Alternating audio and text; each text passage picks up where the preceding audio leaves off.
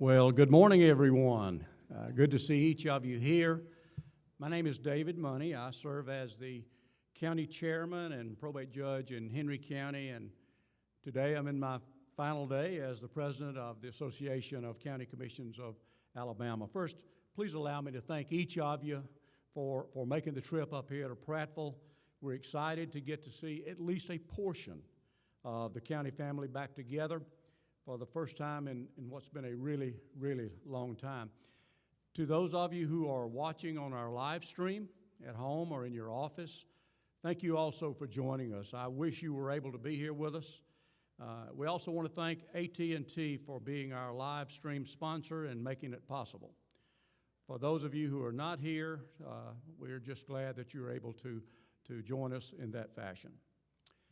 To those in attendance, please take note of the signs around the room that emphasize the social distancing. Please follow the safety measures implemented by the ACCA staff. And if you should have a need to leave your seat, the entrances and exits are clearly marked for you. You can find a copy of those guidelines, I think, on your table. Before we begin our One Voice session, I'd be remiss if I did not thank Cooper North America for being our presenting sponsor today. Also, a big thank you to AT&T for sponsoring our live stream and making this session available to all of us who weren't able to be here. Other sponsors are listed in your One Voice materials. And also note that thanks to Morrell Engineering, the Wi-Fi is available to everyone present.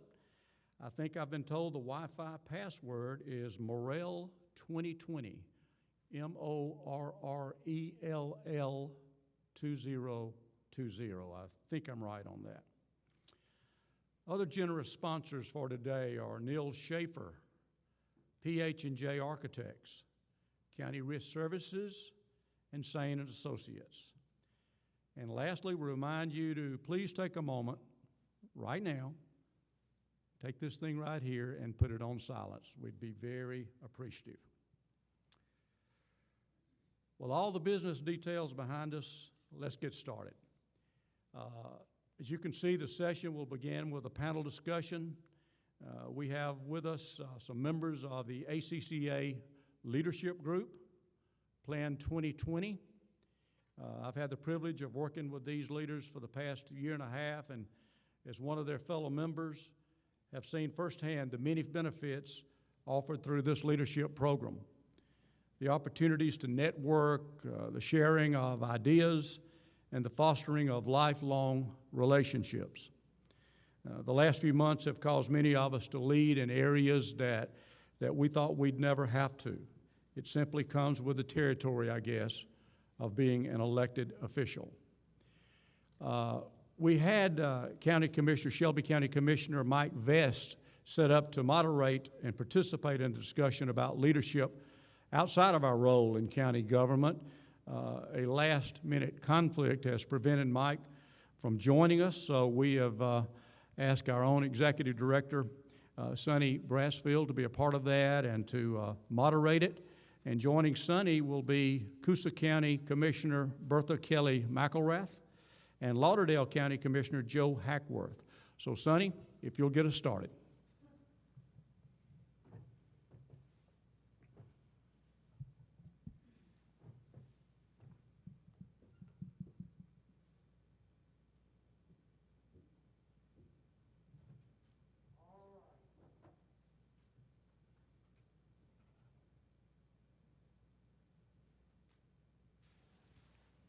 All right. I had not intended for y'all to have to listen to me all morning, but I'm sure everybody here is very happy about the opportunity to hear me talk more than I was scheduled. Joe, yeah, thank you very much. Joe and Bertha, y'all come on up. I'm going to let y'all do most of the talking. This session is about the association's leadership program called PLAN. And we have a few minutes for you to hear a little bit about leadership at the local level and what it means to be a leader and what it means to accept the opportunity to try to push yourself a little bit, to try to grow in ways that you might not have had planned to grow, and to also build relationships with your fellow county commissioners. Now, the PLAN program is available for folks as they enter their second term of office. We say it's an 18-month program. That's really a lie. We say it's 18 months because we don't want to scare everybody off. It's 21 months. And in the case of this year's group, since we were not able to recognize and honor them at the annual convention in Orange Beach, it's turned out for them to be a 24-month program that they will be telling you at the legislative conference in December. They'll be giving you details about the projects that they've implemented and the impact they've had at in their local county commissions. PLAN stands for 4 things. Y'all can take that test, right, Joe and Bertha? PLAN stands for passion, leadership, accountability, and networking. And it's a very unique, although very unique is improper English, it's a unique program and very different. Almost everyone in here has probably been through some kind of leadership program. This, I think that anyone who's been a part of it would say it's different from any other leadership program. We're really not in the business of trying to help you learn how to be better county commissioners. The program is really about trying to help you learn that leadership means more than showing up twice a month to the county commission meeting and arguing about whether or not the courthouse is going to close on Christmas Eve. that being a leader is more than that in the community, and that you should push and stretch yourself beyond the simple job responsibilities of being a county commissioner. And so in my role as playing the part of Mike Vest, who also is a member of PLAN 2020 this year, I'm going to kind of try to make sure that y'all talk more than me, because y'all are going to get to hear me talk plenty as the day goes forward. Joe, let me start with you and ask you about the decision that you made to be a part of the PLAN program, why you were interested in doing that, and then once you got into the program, maybe a couple of things that you think you've learned that have helped you be a better leader back home. Sure. Good morning, everybody. I worked for the 2-year system and actually retired from the 2-year college system, and was fortunate enough to go through 2 or 3 really good leadership training activities. And so when I was approached about participating in PLAN, I wasn't sure if that was something that I needed to do. Was I ever wrong? What a blessing PLAN has been for me. And I've got several of our classmates are out here, of course, Bertha and David and Joseph. I've seen several of them come in. I can't express how important PLAN is for a commissioner. The leadership activities that I had gone through previously were good, and I took a lot away from those. It helped mold me in what kind of servant leader I wanted to be. But this leadership program brings you in contact with fellow commissioners all over the state. They're having the same problems and struggles that you are. You get to network with them and pick up the phone and call them, and you build that camaraderie that's just hard to get to, because we don't know each other. We see each other maybe 1 or 2 times a year. But PLAN brought us together. And of course, under the tutorial of Sonny, you're going to participate. And it has just been an extreme benefit for me. I want to take a second and read the mission statement that we, as a group, came up with on one of our first meetings.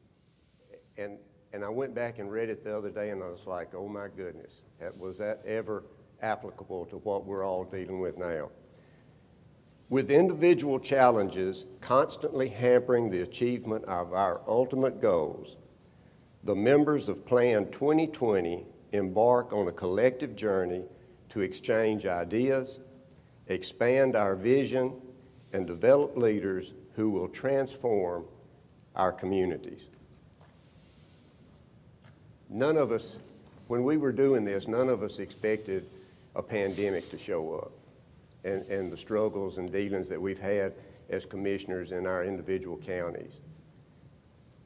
But the networking and what we've went through has just really helped me be a little bit better prepared.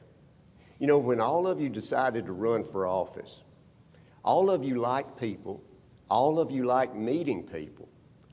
But even with that, sometimes it's hard just to walk over to somebody and introduce yourself. But when you made the decision to run for office, you had to. You had to walk over and introduce yourself. And what a blessing that is for us, that we get to meet a lot of people and talk to a lot of people. And that's where this has helped me. It was a little bit of a nudge to participate in it, but again, like I said, it's been such a blessing for me. And I would encourage you, if you can't participate, encourage one of your fellow commissioners to participate in Plan. Thanks, Joe, very much. You know, one of the unique things about the program, and you know, this really isn't a commercial about the program. We are going to talk about the passion projects that they have both worked on to give you something to think about back home. What you could be doing outside of not that repairing roads and opening the courthouse and arguing over whether or not you're going to close on Christmas Eve. Not that those things are not important, but to get you to think about what else you could be doing in the community. And one of the first things the group has to do is to kind of get outside of the normal everyday operation and to think about what they're passionate about, and then to use that to identify a project. Once that occurs, then each member is matched up with another member to do the A part of Plan, to keep them accountable. And someone else is matched up with you to keep you accountable. It's one of the things I think we miss in government, one of the things I think we miss in our individual lives as well, perhaps, is having someone else to keep you accountable to the promises that you've made. Bertha's accountability partner, I think, was up north in Limestone County. If you talk a little bit about your interaction with each other and maybe also what it meant for your accountability partner to check on you and to help you on your project. We'll talk about your project later, but talk about the accountability, if you will. Yes, it was very important to keep touch with each one of our accountability partners, which my accountability partner was Honorable Commissioner Jason Black of Limestone County. He was charged with doing an access on a boat ramp for, I guess, citizens in his community to have easy access to when they're boating. Had to keep in touch with him on a pretty much, well, tried to do it a weekly basis. I know it was a little heartbreaking sometimes when I had to call him early or late, but yes, I was in charge of keeping up with his project, making sure that he come forth and being accountable for what he said he would do. And I know COVID did set us back a little bit, but yes, that was my contact person, and we kept contact on each other on our projects and what we had to do. Again, you know, those of you who watched Dr. Kevin Elko yesterday, that at the focus of his message yesterday was this idea that you hold yourself accountable, that you talk to yourself, that you message to yourself. That's perhaps the hardest part of leadership, holding yourself accountable. And part of this experience through Plan is for you to have the responsibility of holding someone else accountable, pushing them, making sure they're going to get their project moved to a place where it can function, and then accepting someone else leaning on you for you to get your project finished. Joe, I want to jump back to you and let you talk a little bit about your passion project, where it is, what you're accomplishing, and then your interaction with your accountability partner as well. You know, when you're thinking about doing a passion project, a lot of different things go through your mind of what you would like to do, but then you got to focus in on what you perhaps need to do and what you can afford to do and what you have the resources to do. And something that's been a passion for me ever since we had those horrific tornadoes come through on April the 11th is to be better prepared for any kind of an emergency. But we can all relate to the tornadoes and hurricanes that sometimes touch down in Alabama.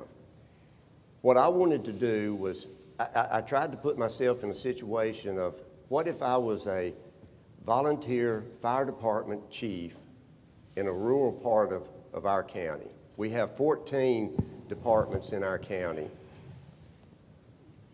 What do you do in the first few hours? If a storm hits your community, what do? You know help's coming. You know all the resources are going to be coming. But until they get there, what do you do? What do you start to do? Whether you're a community leader, a fire chief, or just a neighbor. And what we put together is a response agency resource guide.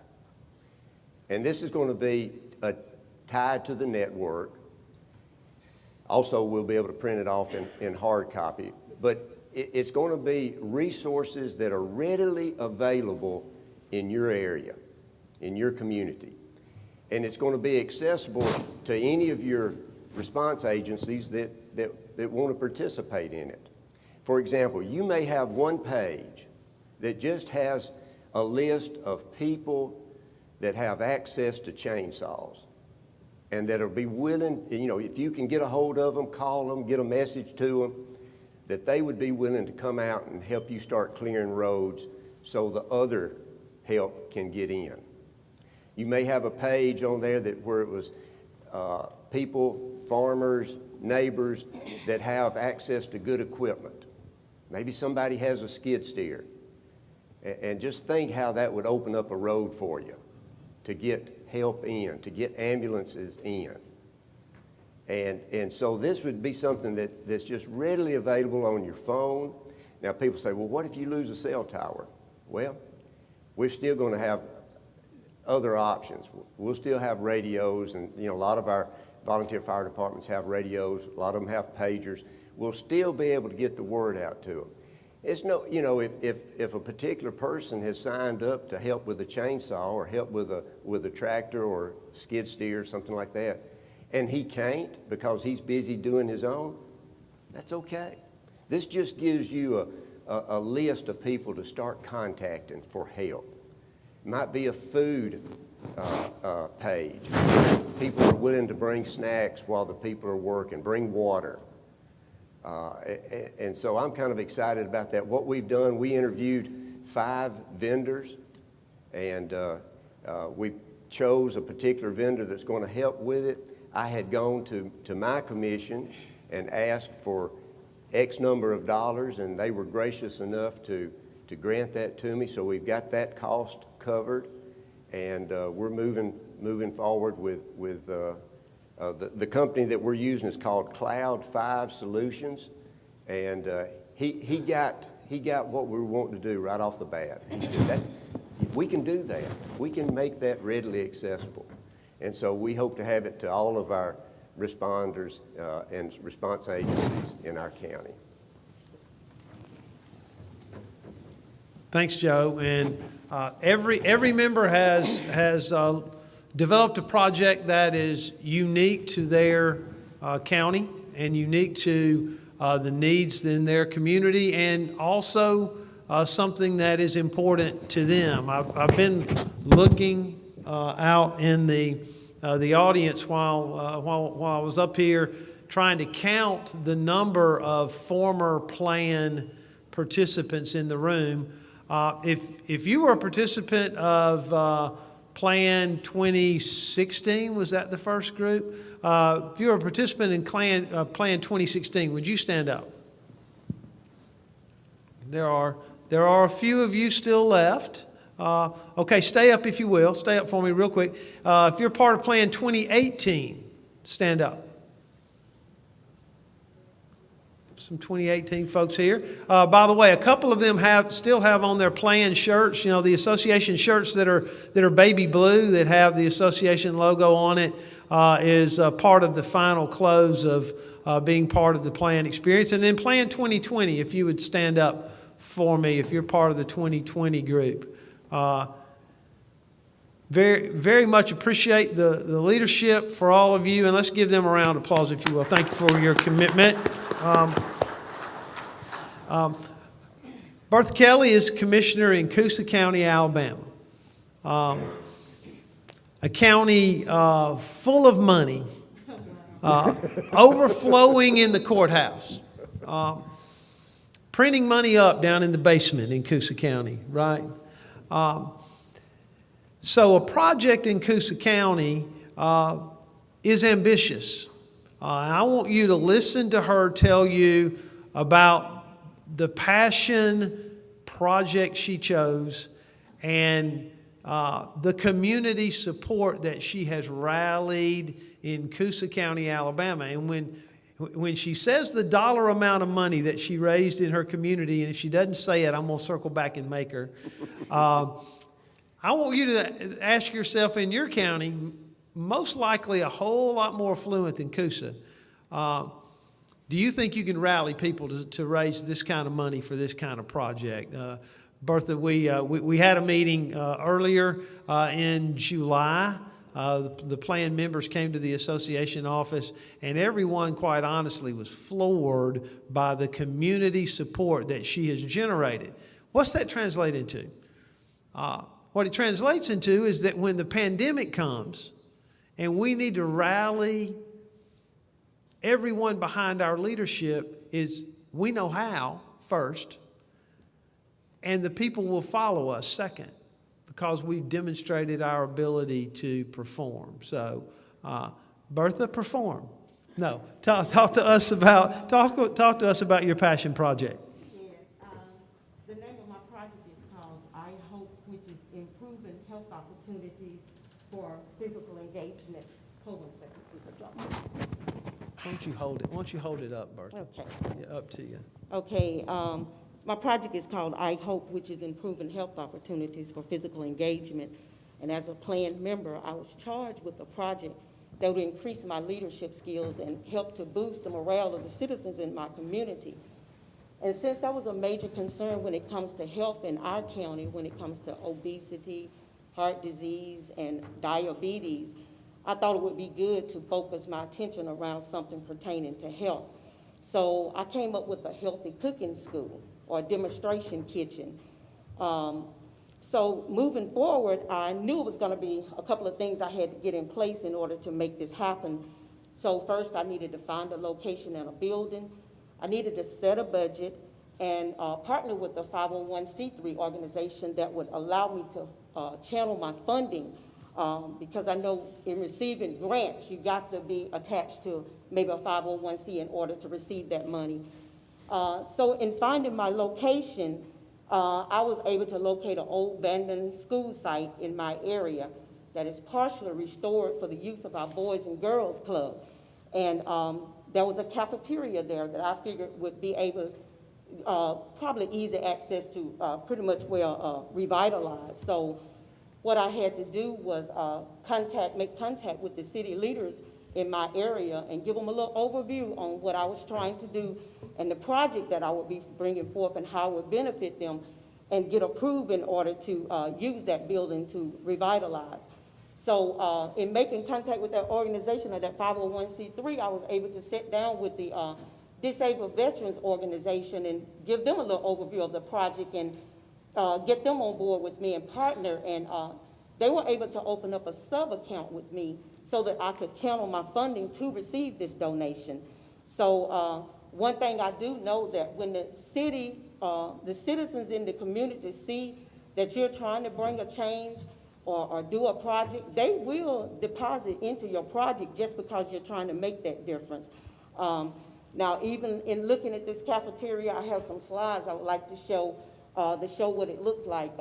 in revitalizing that cafeteria. I know it's gonna take much funding, in kind, from our city leaders, county leaders, faith-based, in order to make this happen. Now, as the donations started coming in, I was to work in phases.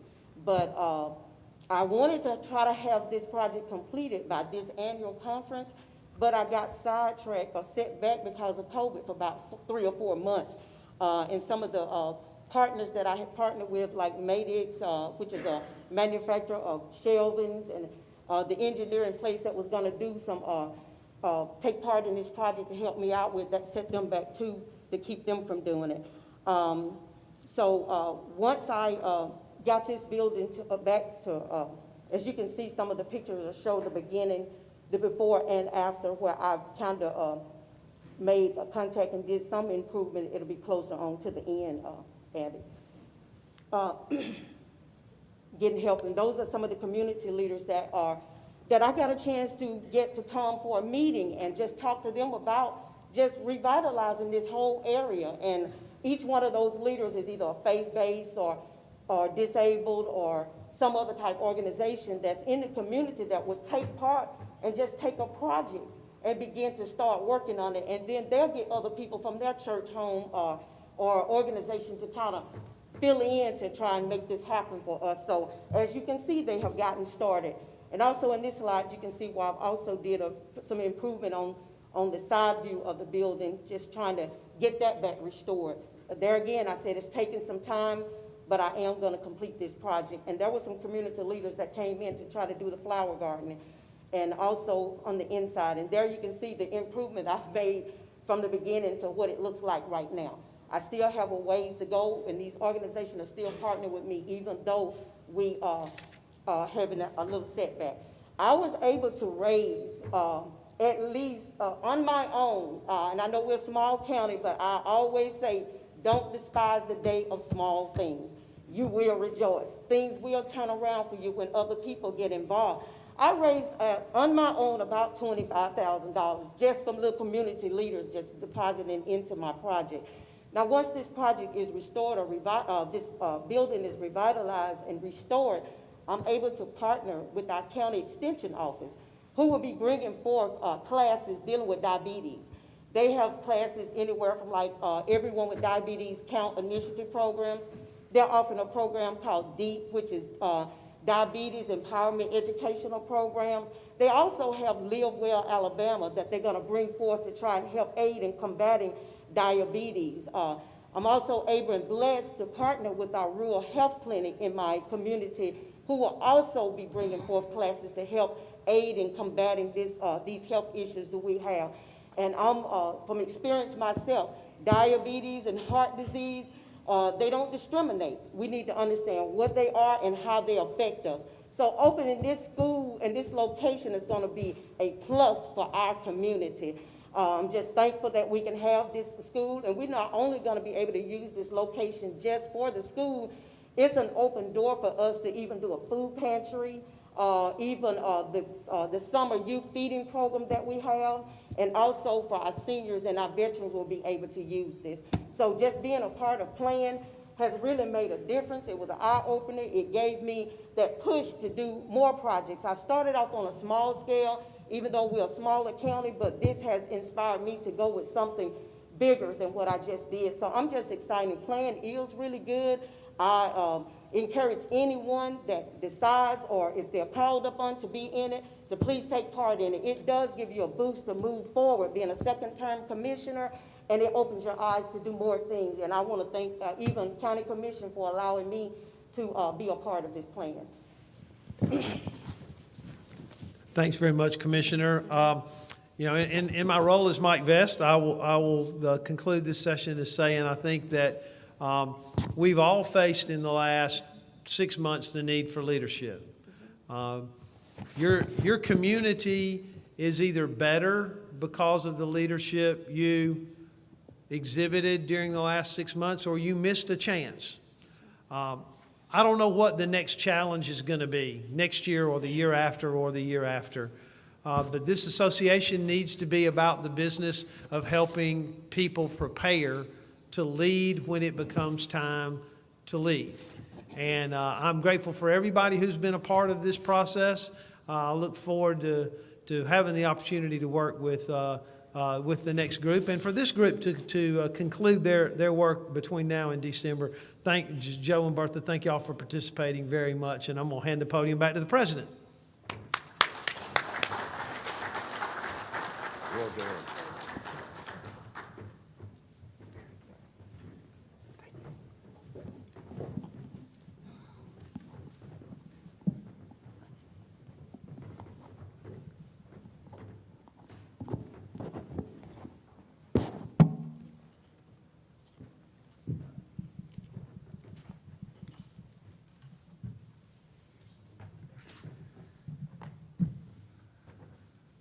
Thank you, Sonny, also known as Mike, and thanks to Joe and Bertha. That was a great discussion, and I want to commend them, both of them, all of them, for being at every session that we had this year, for their commitment to this program.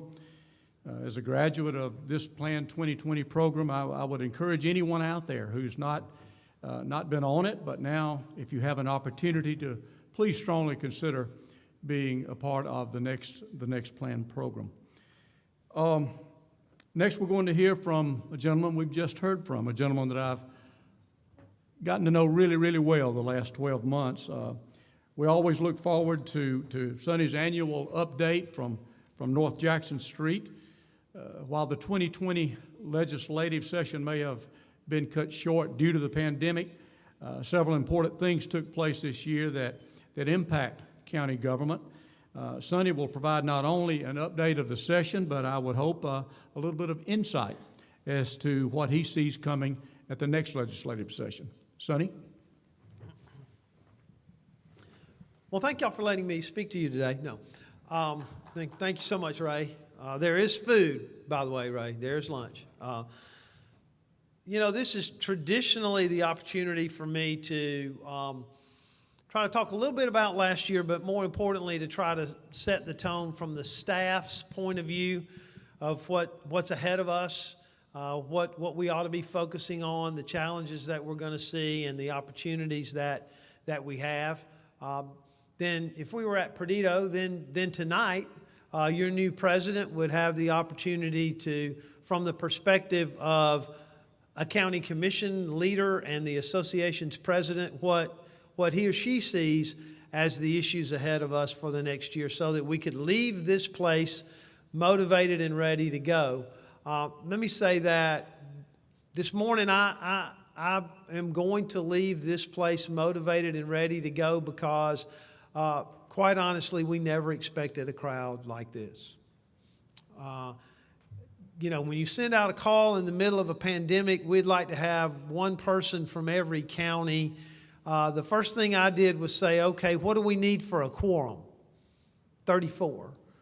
Maybe we get a quorum here.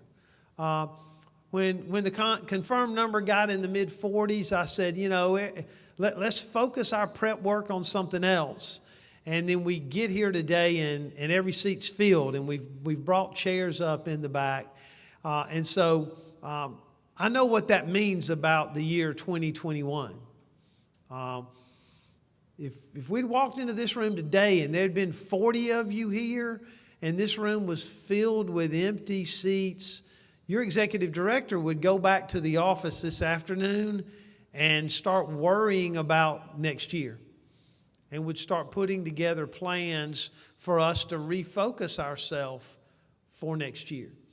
We're going to leave here more energized than we came here this morning because of the commitment to this association that y'all have all shown and made here in the middle of a pandemic. I think we all are excited about the opportunity to get to New Year's Eve of 2020, perhaps more excited about this New Year's Eve than any New Year's Eve in any of our memories.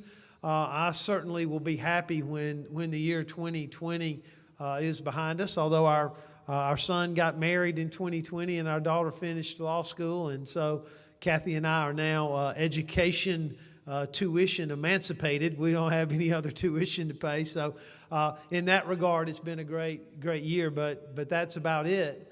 I think you heard from the two previous speakers, that we have as an association marched on in the middle and in the midst of pressure for us to stop marching. The easiest thing the last 8 months would have been to find out the very minimum things we could do. What can we get by with? How do we recoil and pull in and reduce what we're doing and only do what we have to do? I don't think any of y'all did that. I know your board of directors didn't do that.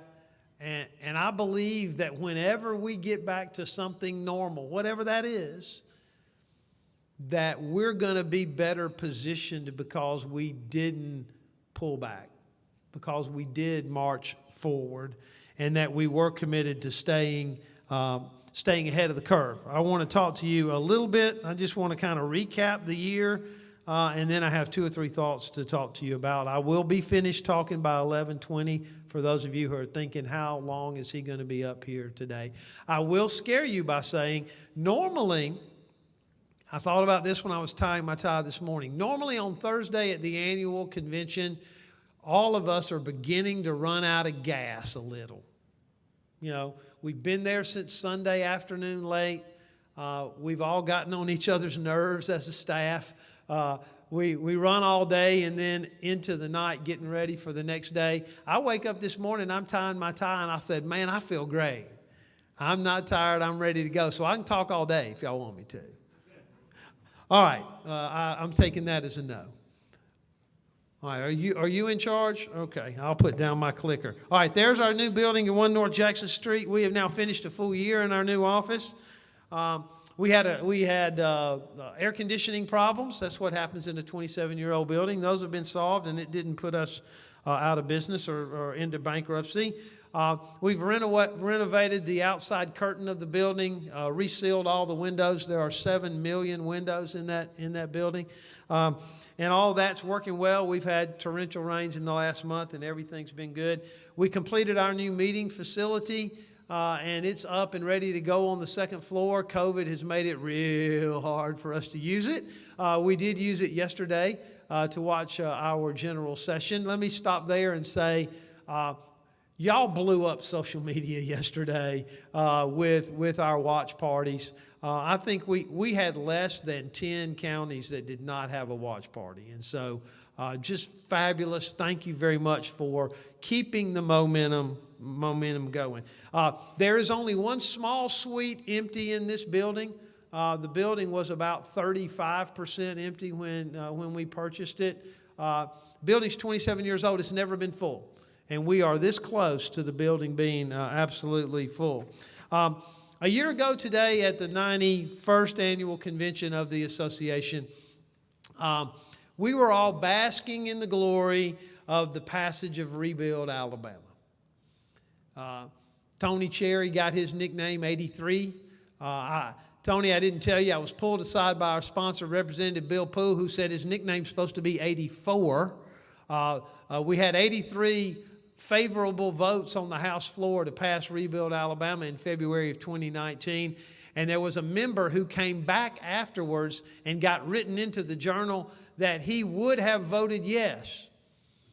Now think about that in Alabama. Allegedly the most conservative legislature in the state, we pass a bill on the House floor 83-16 or something, and somebody comes back and says, I didn't vote for that tax, but I want you to put it in the journal that I meant to vote for it.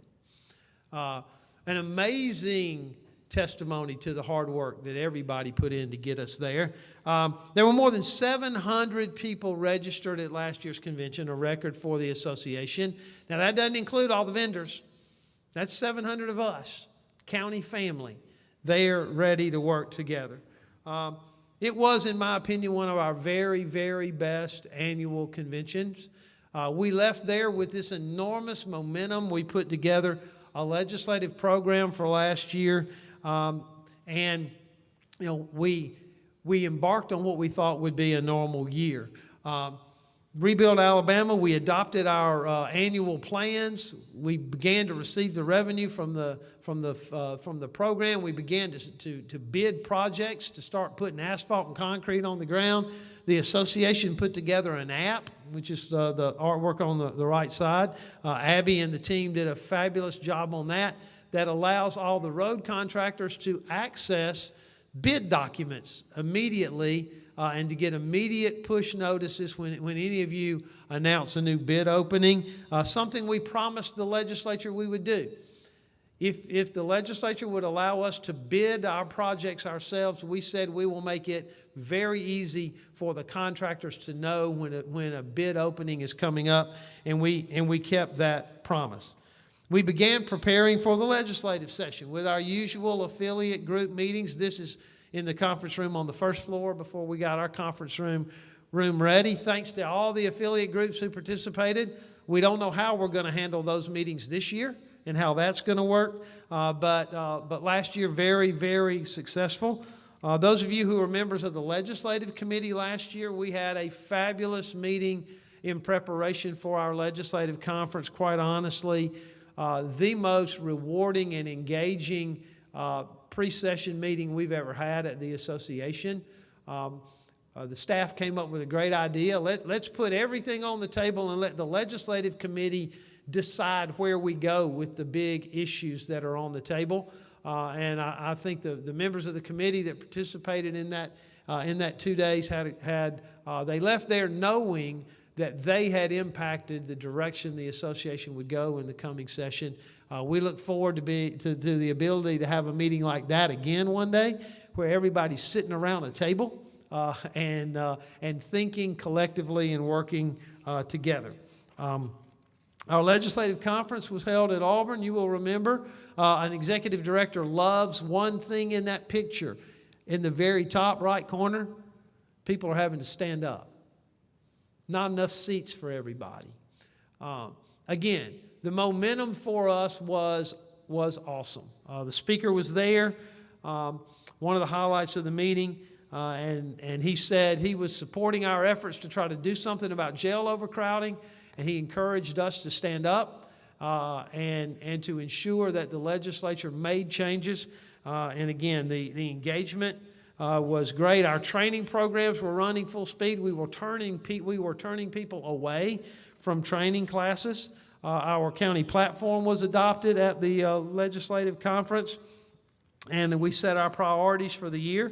Was trying to increase the local representation on the retirement system board, making some changes in prison reform, a couple of technical corrections to Rebuild Alabama, adjusting the revolving door in the ethics law, making some election expense clarifications, generating programs and addressing our state's mental health crisis, allowing people to designate their buildings as safer places for folks to find refuge away from Alabama's tornadoes and other emergency situations, the passage of a statewide notification bill, and we were ready to go. Quite honestly, when the legislature had to pull the plug, every one of our bills was in a position to become law.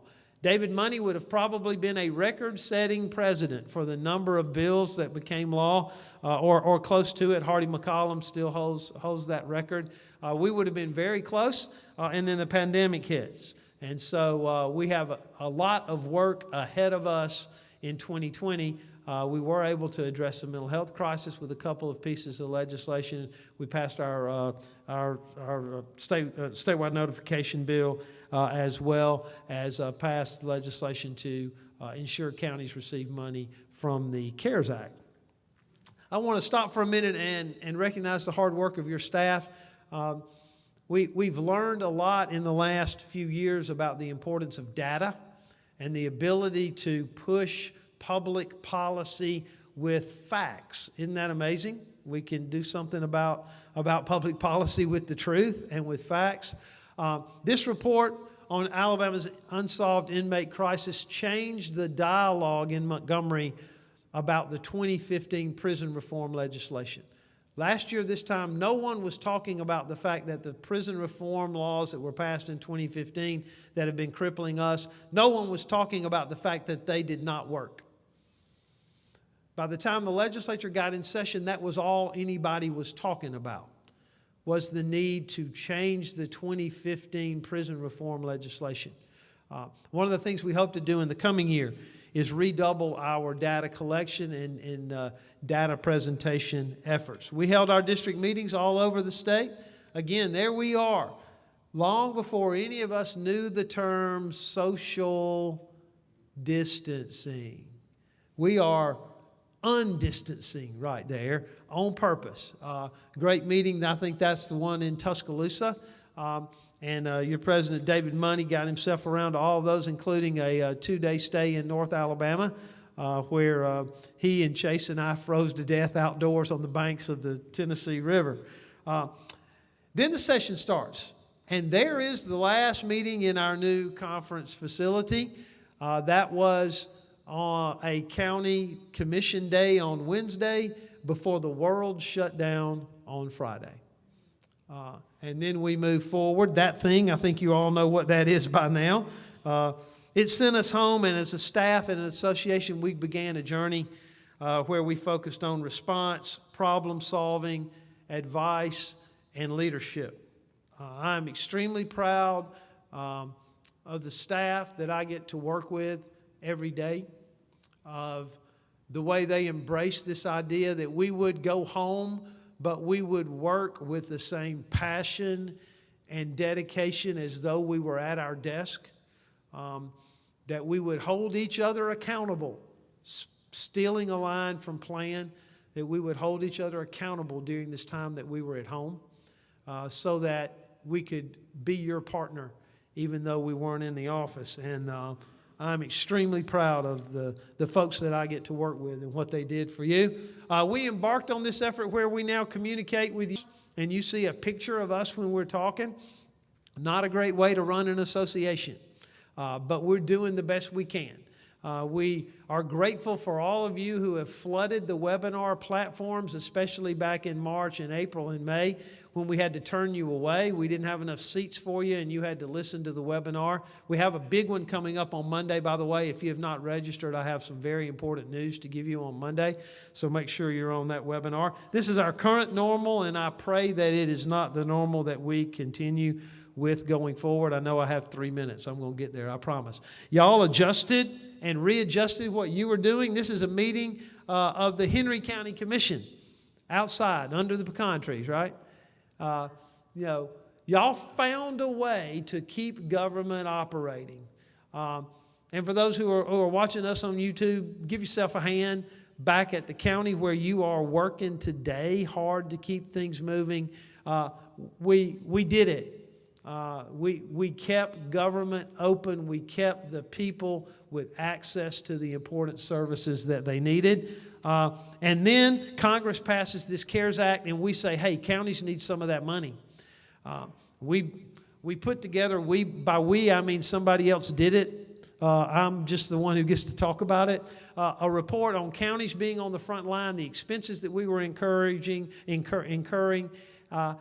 and to encourage the legislature to include us in the CARES Act funding. We, of course, were successful at that, and each county received their own distribution. We resumed training in July at a scaled-down version. That's this room with about 50 people in it. That's a county administrator meeting. We had a workshop with 911 directors, similarly distanced. And then also a training class for jail officers. We had a scare in one of those that one of the instructors reported to us a few days later that he had tested positive for COVID. But we have circled back and talked to everybody who came to all 3 meetings, and no one tested positive for COVID in the month that followed being at the meeting. So we are going overboard today in an effort to keep our record intact. So that we can continue training in September and October. So we are having a virtual meeting today. Virtual means not physically existing as such, but made possible by software, or by software it is made to appear to do so. So we've had a virtual convention. It has been extremely successful.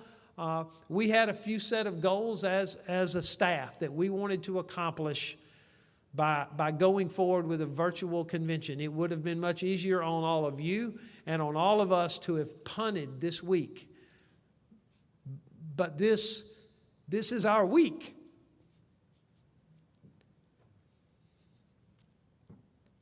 It's our week to be together. It's our week to get ready for what lies ahead. And so we marched on, and you marched on with us.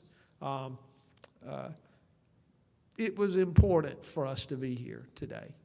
Again, I don't know what lies ahead in 2020. I ran over a bunch of issues real fast. There are a bunch of others. You're going to have plenty of time to hear those from me. Here's what you need to hear from me.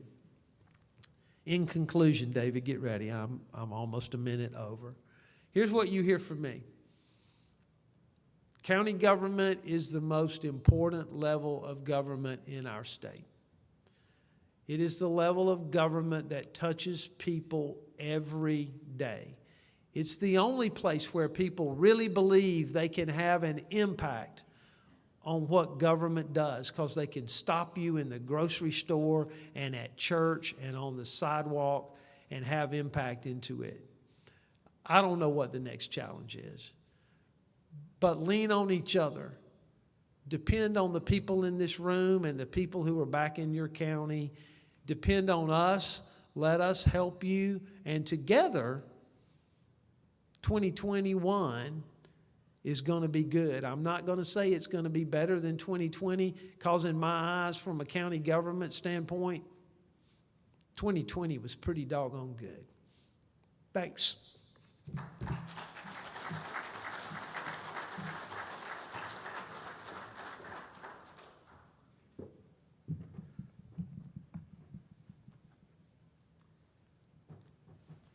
Thank you, Sonny. I no doubt speak for everyone in this room and all that are watching at home that we thank you for what you and the most incredible staff ever assembled have done and continue to do for each of us from here in Montgomery. All 67 counties have found ways to adapt and bring better services in unconventional ways in the year 2020. Several county departments tweaked their operations in order to continue to offer the necessary services. Some partnered with other governmental agencies to make the best of the situation at hand. The Elmore County Commission quickly realized that many of the students in their schools would not have adequate internet service to finish the school year out through a virtual platform. To that end, a partnership between the County Commission, the Board of Education, and the Central Alabama Electric Co-op led to a solution. With us this morning are Elmore County Commissioner Bart Mercer, Elmore County Superintendent of Education Richard Dennis, and Central Alabama Co-op and Central Access CEO Tom Stackhouse. Please help me welcome them to the stage.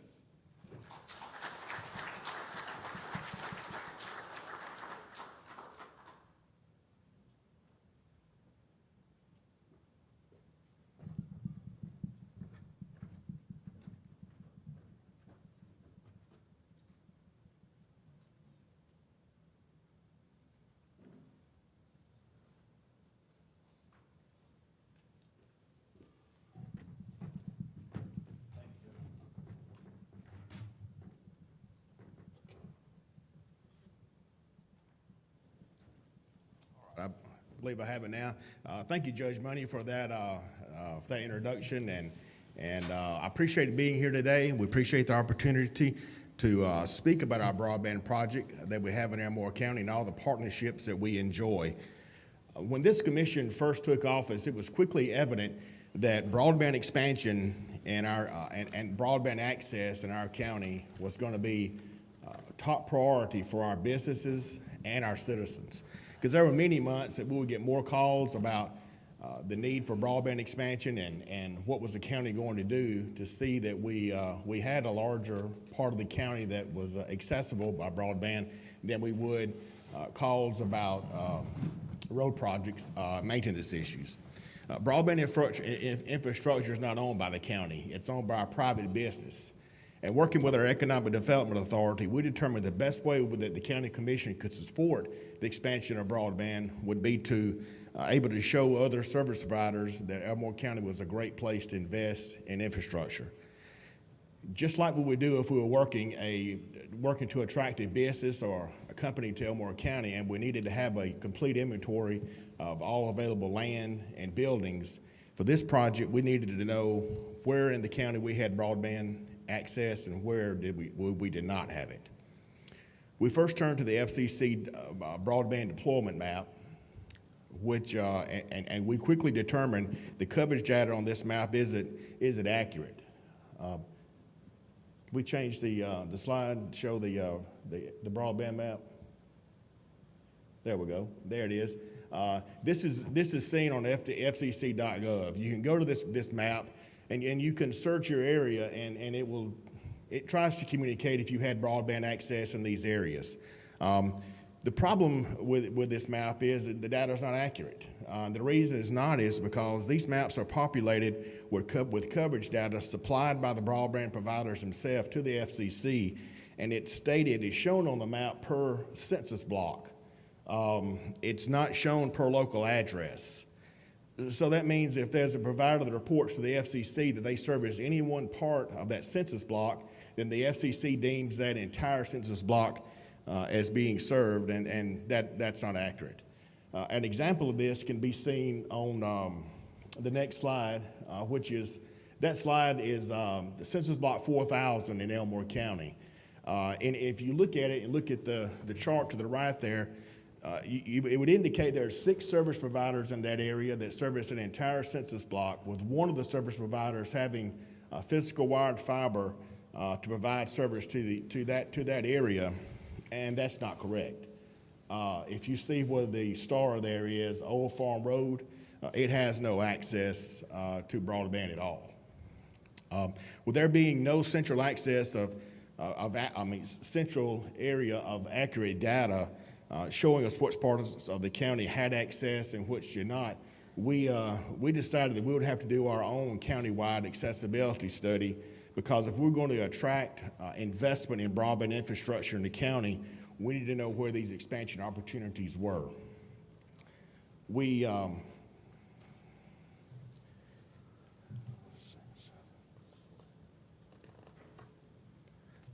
I apologize. I've lost my notes here. I knew something would happen when I got up here. We worked with We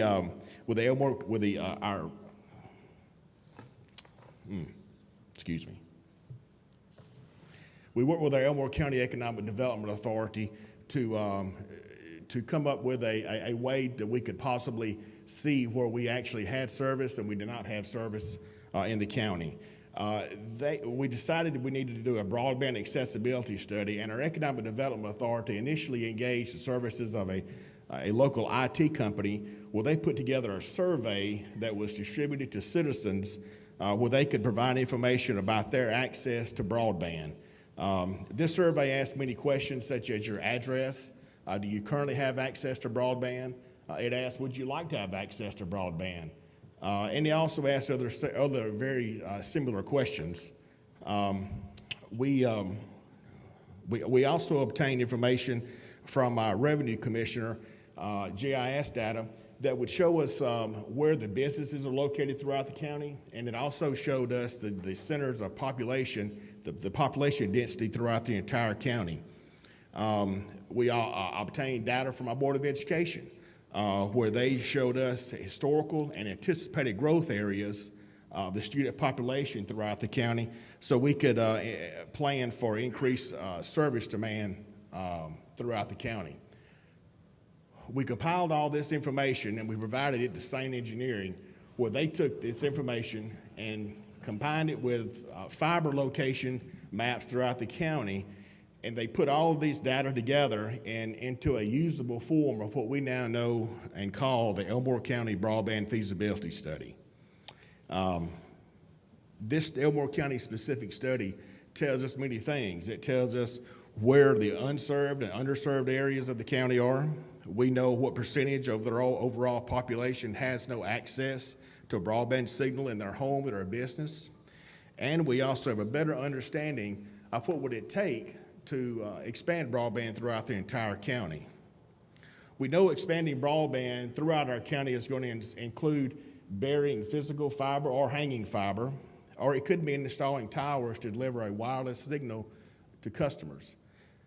Our original plan included installing hotspots in the least populated areas where at minimum a citizen could drive to a hotspot location and could gain access to a signal. And then, like many of us have experienced, along comes COVID-19 and all of our plans were changed. Elmore County Board of Education Superintendent Richard Dennis called in March saying he needed help putting together a plan on how he could remotely deliver an education to the students if schools were closed and not reopened, and he knew students having access to a broadband signal would be crucial to his plan. Well, we were ready to help. Our original overall plan included using broadband hotspots last, but now we would be installing these hotspots first because they could be easily deployed. We just needed to determine where these hotspots should be installed that would serve the greatest number of students and citizens now and in the future, and that data was available in our broadband accessibility study. Our electric co-op in Elmore County is Central Alabama Electric Co-op, and they have recently formed a company named Central Access, which will be providing a broadband service as well. Central Access's initial project plan including installing a fiber ring connecting Central Alabama Electric Co-op's substations and offices, and using that data seen in our broadband accessibility study, we knew that this fiber ring was very close to many of our unserved areas throughout the county. To more pinpoint the proper locations of these hotspots, the Elmore County Board of Education provided us bus route information showing the population density of students along these routes in the county. When we overlaid this population data onto our broadband accessibility maps, and it was very easy to determine where we can partner with Central Access and other fiber owners in the county to install 25 broadband hotspots near these centers of student population. This effort took all of our utility and fiber owners working together, Alabama Power, Central Alabama Electric Co-op, Central Access, Spectrum, Windstream, and many other providers that are in our county. I will give you an example of this partnership. We have multiple hotspot sites where Alabama Power is the electric provider and pole owner that has a Central Access hotspot hanging on it and is transmitting a broadband signal either provided by Spectrum, Windstream, or Central Access Fiber. And those partnerships are something that we're very proud of. But the task given to us by the Board of Education was to help provide as many hotspots as possible throughout the entire county. So we didn't stop with these initial 25 locations. Working with our county EMA, they sent out a notice to everyone on their contact list, which included nursing homes, businesses, our municipalities, fire departments, and they explained to them, if you have a public Wi-Fi hotspot in your building and you would not mind a student sitting in your parking lot using that signal, to please contact us. This resulted in an additional 63 hotspots being located and identified across the county that will be accessible by students and would be active before the Board of Education implemented their remote delivery of their education. In all, this project identified 96 broadband hotspots across the county, with each of these sites being located on a map that can be currently seen on the Board of Education and the Elmore County Commission's websites, and Superintendent Dennis will talk about this map here very soon. None of this would have been possible if it not had been for great relationships and great partners that were involved in this project.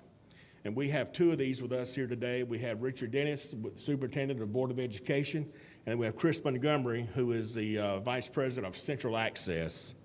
I'm going to ask Chris Montgomery if he wants to go ahead and share with us about their involvement in the project. And also, we're going to ask Richard Dennis after that, and just make sure your page numbers are marked correctly, like mine were not. So y'all continue forward. Chris? Very good, Commissioner. Thank you so much. Once again, I'm Chris Montgomery, Vice President of Central Access, and I'm happy to be here talk about our services here. And today I'm filling in for our president and CEO, Tom Stackhouse, who is unfortunately he has to be out today. And he is the president of both Central Access and Central Alabama Electric Cooperative. Mr. Stackhouse and the board of directors manage our electric cooperative, where we have $284 million in assets, serving residents within 10 counties with over 42,000 power service meters, where we own and manage over 6,000 miles of energized power lines, covering over 5,000 square miles of territory, and we currently have over 130 employees. There we go. Next slide, please. Very good. As many of you are aware, cooperatives electrified the rural communities many years ago in order to level the playing field for our members and for the rural communities. Once again, we find ourselves leveling the playing field for the local communities. Technology and the quality of communication are a huge part of the role that broadband drives residential and business decisions where to live and where to locate within the communities. In looking at our rural areas, we ask ourselves, will our members remain in the community, and in this day and time, can they effectively work remotely? When Central Alabama Electric Cooperative determined broadband was a huge part of leveling that playing field, our plan began. The vision was previously stated is rural connectivity. We looked at a partner who could provide us with the retail side. That is someone that could provide the service utilizing our lines. And then we actually had a difficult time finding a partner. As a matter of fact, many people said this could not be feasibly done. We then looked at our need for a fiber ring to serve our substations and our offices. And during this time, we also looked at the doability of serving our members with quality broadband service. The results of that vision, Central Alabama Electric Cooperative formed Central Access as a standalone company which offers broadband services. Central Access leases the fiber, the workforce, and the management services from Central Alabama Electric Cooperative. Construction of this core ring began in August 2019, and since then, Central Alabama Electric Cooperative has continued to expand our employee capacity and skills in order to lease our necessary workforce to operate Central Access. Central Alabama Electric Cooperative's stellar reputation quickly branded Central Access as a reputable fiber provider. To date, $4.3 million of federal and state grants had been applied for and awarded, and we anticipate additional grants coming soon. On the screen now, you will see our core ring that connects our substations and our offices. And this provides us the infrastructure that Central Alabama Electric Cooperative needs to serve ourselves. This core infrastructure is now providing high-speed fiber service to our members within a defined distance of this route. You will notice that our substations and offices are centered within our central counties, which gives us the ability to provide service, power service, and eventually broadband service to all 10 counties. Central Access is currently providing residents with broadband service. On the screen, you'll see our residential prices, which we believe is affordable within the marketplace, and our speeds and reliability are unsurpassed within the service territory. At this time, I want to pause and thank the Elmore County Commission as they are the pattern for success as a partner. Early on, they recognized their county's need, came together with a vision, and created a plan. They sought partnerships to help them achieve this goal, and they have invested dollars into moving Elmore County forward into the rural connectivity area. Finally, I assume some of you would like to follow this same pattern of success, and here's what you can do. Create a team of community partners, whether that's city, county, or utility partners. You must have a team. Map your existing broadband infrastructure like you've done with your water and sewer for decades. Look at your county and identify your economic development corridors. Overlay this with your infrastructure map and look for opportunities. Invest in broadband partnership, whether that's with matching grants or bringing partners to the table. Always advocate for grants, because without these, it's going to take longer for you to achieve your construction and then the rural equality for your residents. I hope I've provided you some insight of what we believe is a successful model and partnership with Elmore County. And if needed, I'll be available at the end of the discussion for questions. Thank you, sir. Thank you, Chris. Central Access has been a wonderful partner in our effort to expand broadband. And another one we have here with us today is Richard Dennis, who's the Superintendent of Education for Elmore County, and Richard's going to share about their involvement in the project. I'm going to stand if that's okay. I want to thank you for the opportunity to be here. First of all, in Elmore County, you're sitting in Elmore County, by the way, and we go from pretty much right here, got another mile west of us, and then go all the way, cross county over there. So we've got I've got a number of school zones that I represent. What we first looked at was in March, we saw this thing coming, and we were looking at putting technology. So we kind of pushed our funds aside, went out and invested in Chromebooks so that we could make our students put the technology on the table for our students. Then we started asking about how we're going to get internet access to our students. Quite a few of them were in zones around the county that did not have internet access. We're a school system of 11,189 last year. So in that process, in looking at it, I'd heard about Central Access and went up and turned out I knew Chris Montgomery and a lot of the guys up there, and they found out about the access that they were about to open up. They were a couple of weeks from breaking it open. Tried to get a picture of it, and they said I couldn't take a picture of it. But we ended up, got back with the county commission. And the thing I'm going to say about the county commission is that's my dance partner. I'm going on 4 years, and we've been working and developing a relationship. And pretty much everything we do, we work together on that to coordinate it. Just to give you an idea, Elmore County, if you look at per pupil expenditures, and you rank 137 school systems in this state, we rank 134. That means we have to be efficient with our resources and our finances because we don't have the money to just waste it and put it on excess projects. So it really comes in handy that we work with our county commission, number one. That's my dance partner, and that's the way I describe our relationship. So I go to them. I've known Bart, and they've been working on this 5-year plan. We end up meeting and teaming up, and I cannot describe how quickly this process took off. I think St. Engineering came in, and within 2 weeks, we basically have a rough draft of that map you see up there that ultimately became, you can actually pull it up on your phone. And so if you go to elmoreco.com, you could look at it online. It's posted there. Individuals, students that do not have access can find one located in their community so that they could access it and make it available. As I mentioned earlier, we had, they used our routes, bus routes, which identified based on student addresses to figure out where the hottest or the most densely populated areas were so that we could track and put them in as many as possible in those locations. So ultimately, last year, out of 11,200 students, you had about 1,500 that were doing actual paper packets, a lot of those in the K2 age range. But the rest were doing virtual platforms for the most part, or a combination of the packets and the virtual. So we had over 8,000 students out there that were involved actively in the virtual world. And so it became critical that we get access to them some way and provide it to them. In doing so, I would tell you this year, just to give you an example, we're looking at, obviously, we actually started the school face-to-face and virtually back last week on the 10th. So I've got about 6,300 students currently. They're doing face-to-face instruction on campus. And then I've got another probably 3,400 that are out there, or 4,300 out there that are doing virtual right now with the opportunity to join us as they choose, as it progresses and they feel more comfortable.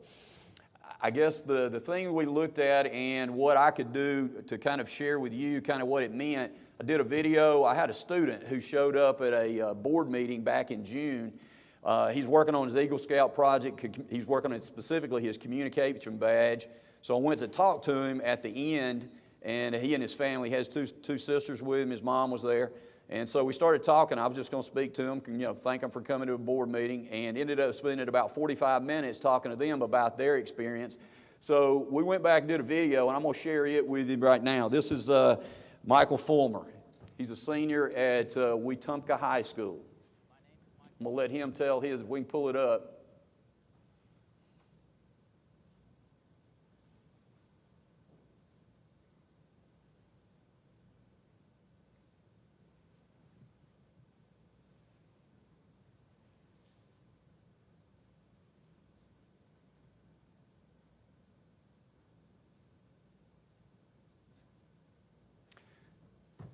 This would be what we experience on an hourly basis with virtual school, by the way, and even face-to-face. A lot of people are losing their paper notes up there. A lot of them now are digital. Lauren.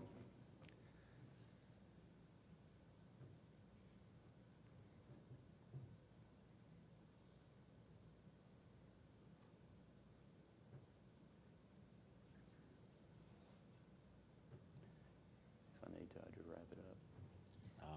Try it. They're trying over there. Let's see. We'll see if they throw the white towel in.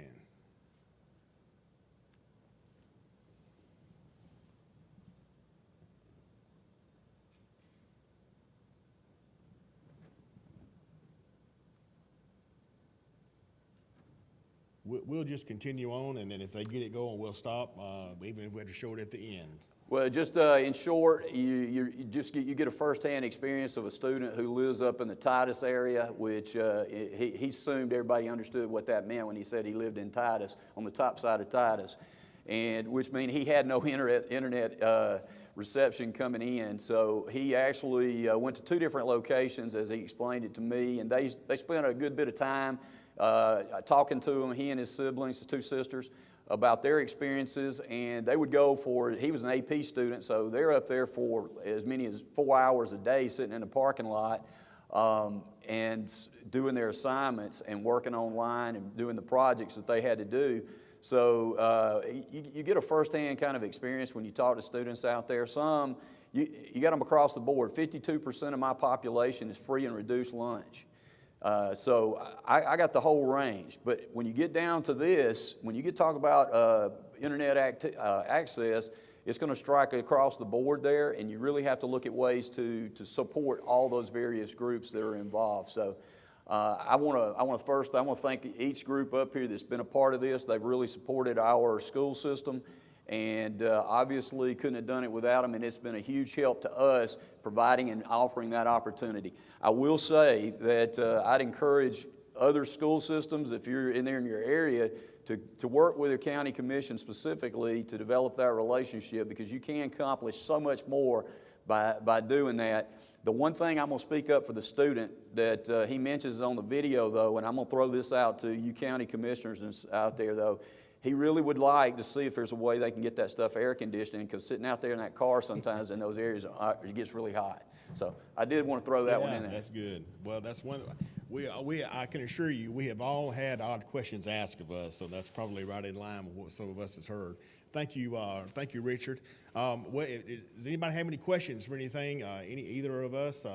We'd be glad to answer any questions. Oh, there's the video.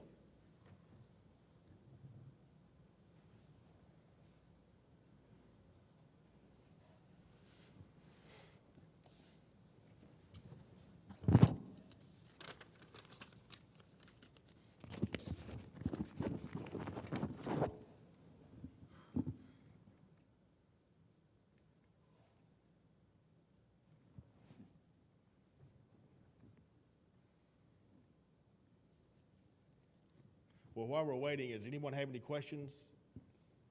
Yes, ma'am. How easy was it for you to get the electric co-op to participate? We've always had a wonderful relationship with our electric co-op. I served on the Economic Development Authority for probably 14 years before I became county commissioner. Our commission staff has had a wonderful relationship with our co-op for many years as well. It was a natural partnership that we had when we had the need. The teachers did really well with the different platforms. When we had the need for the to provide broadband, so it wasn't that hard at all.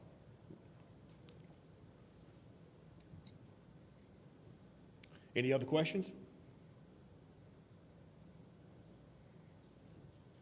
All right.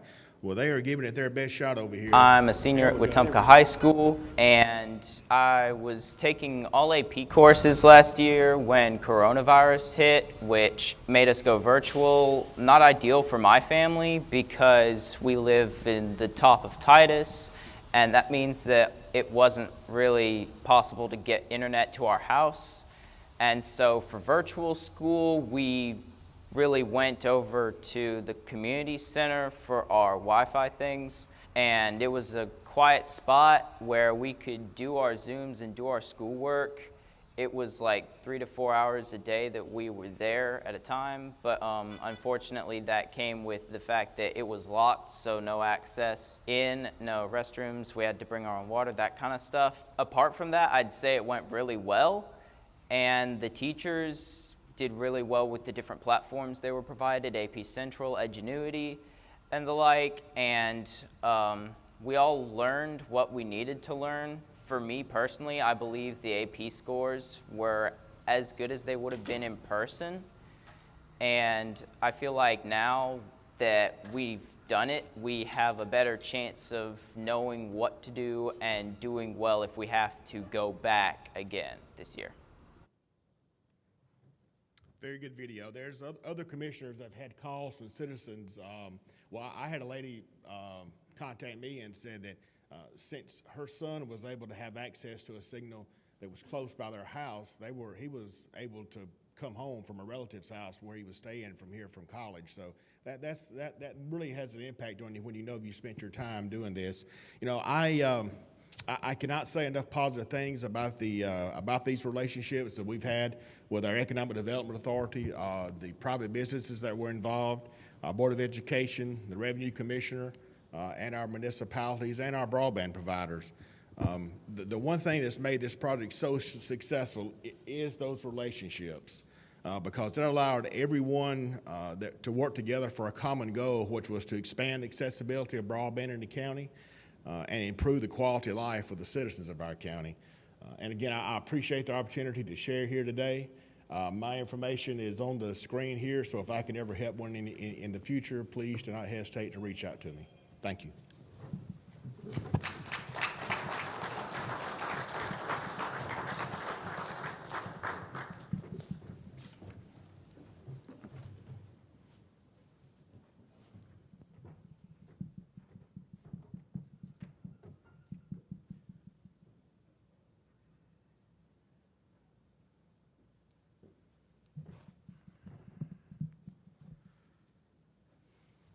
Gentlemen, thank you again for sharing your plan for making the absolute best out of what I'm sure was a very difficult situation. It's obvious that the students and citizens of Elmore County are benefiting greatly from this partnership. After we return thanks in just a moment, we're going to go into a short lunch break. For those of you who are watching online, if you will, check your watch. In exactly 20 minutes, we'll resume the program. For those present, please remain seated for lunch. The hotel staff will deliver a drink and a plated lunch to your table. And before we do that, let me thank Alabama Power Company for its sponsorship of today's luncheon. The great people of Alabama Power have always supported our convention activities and continue to assist us at the local level in countless ways. Let's pray. Father, we thank you for your love, your grace, and your mercy. We're especially grateful for your guidance through what has been a very difficult year. And we ask your continued blessing on our association, on each of those who are committed to service. Bless now our food and our time together. In Christ's name we ask. Amen.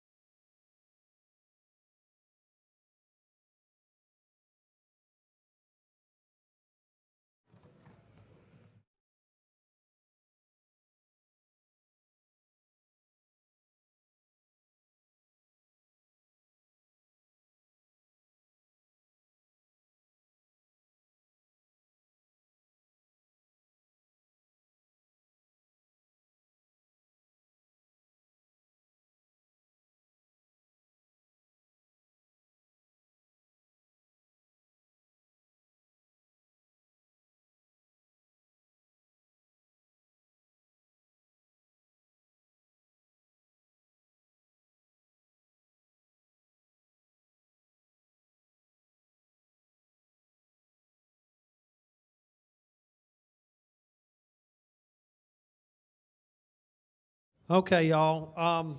We're a little behind schedule, but when I talked to Randy Vest a minute ago, he said, "Sonny, take all the time you want." So settle in. No.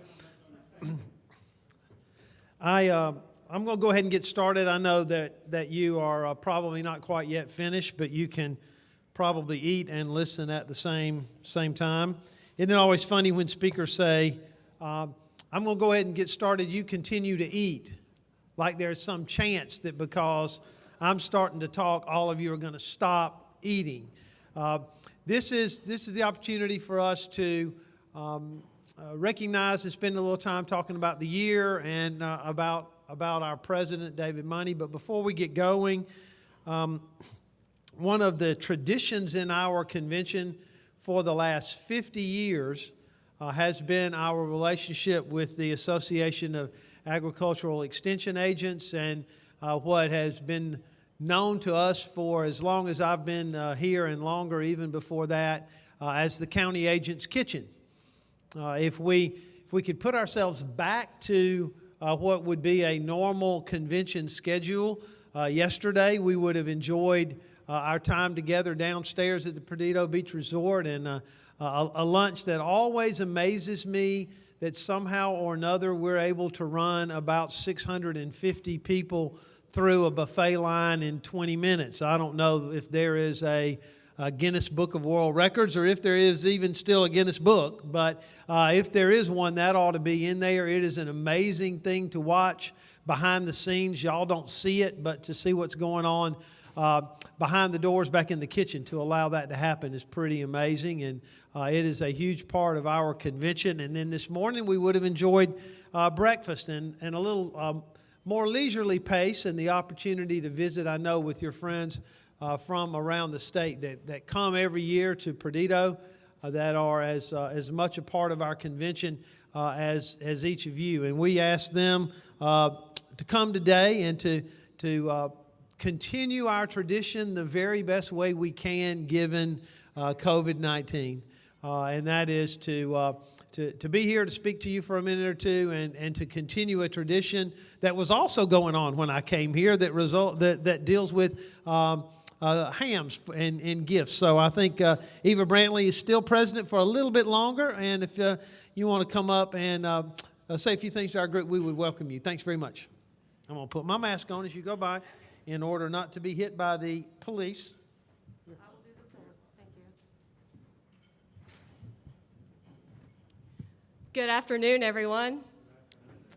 My name is Eve Brantley, and as president of the Alabama Association of County Ag Agents and Specialists, I just want to say thank you again for all of the support at the local level. When we think about local leadership, especially during these times where things aren't really predictable, what we know is that we can count on you and you can count on us. And so even though this isn't the traditional County Ag Agent Kitchen, we have prepared goodie bags for all of you to take home. So I would encourage you, as you leave, please exit here, and then you'll find several of our board members and other of our ag agents and regional extension agents and county coordinators ready to hand you bags so you can take those home to your leadership. And once again, just thank you so much, and we wish you safe travels. And I believe Dr. Lemmy, our director, has a few remarks as well. This is a celebration. There. This is a celebration of partnership in that together we will build a better Alabama tomorrow than we have today, one county at a time. Because your constituents are our stakeholders. And together the partnership between Extension and the County Commission is unique in this world. Thank you for partnering with us for the good of our youth, our adults, and our businesses, and our quality of life. It's a pleasure to partner with you.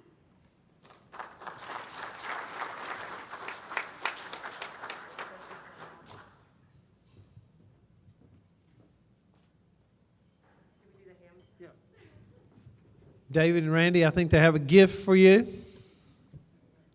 This is a traditional president's gift that's given by the association to your president and your incoming president.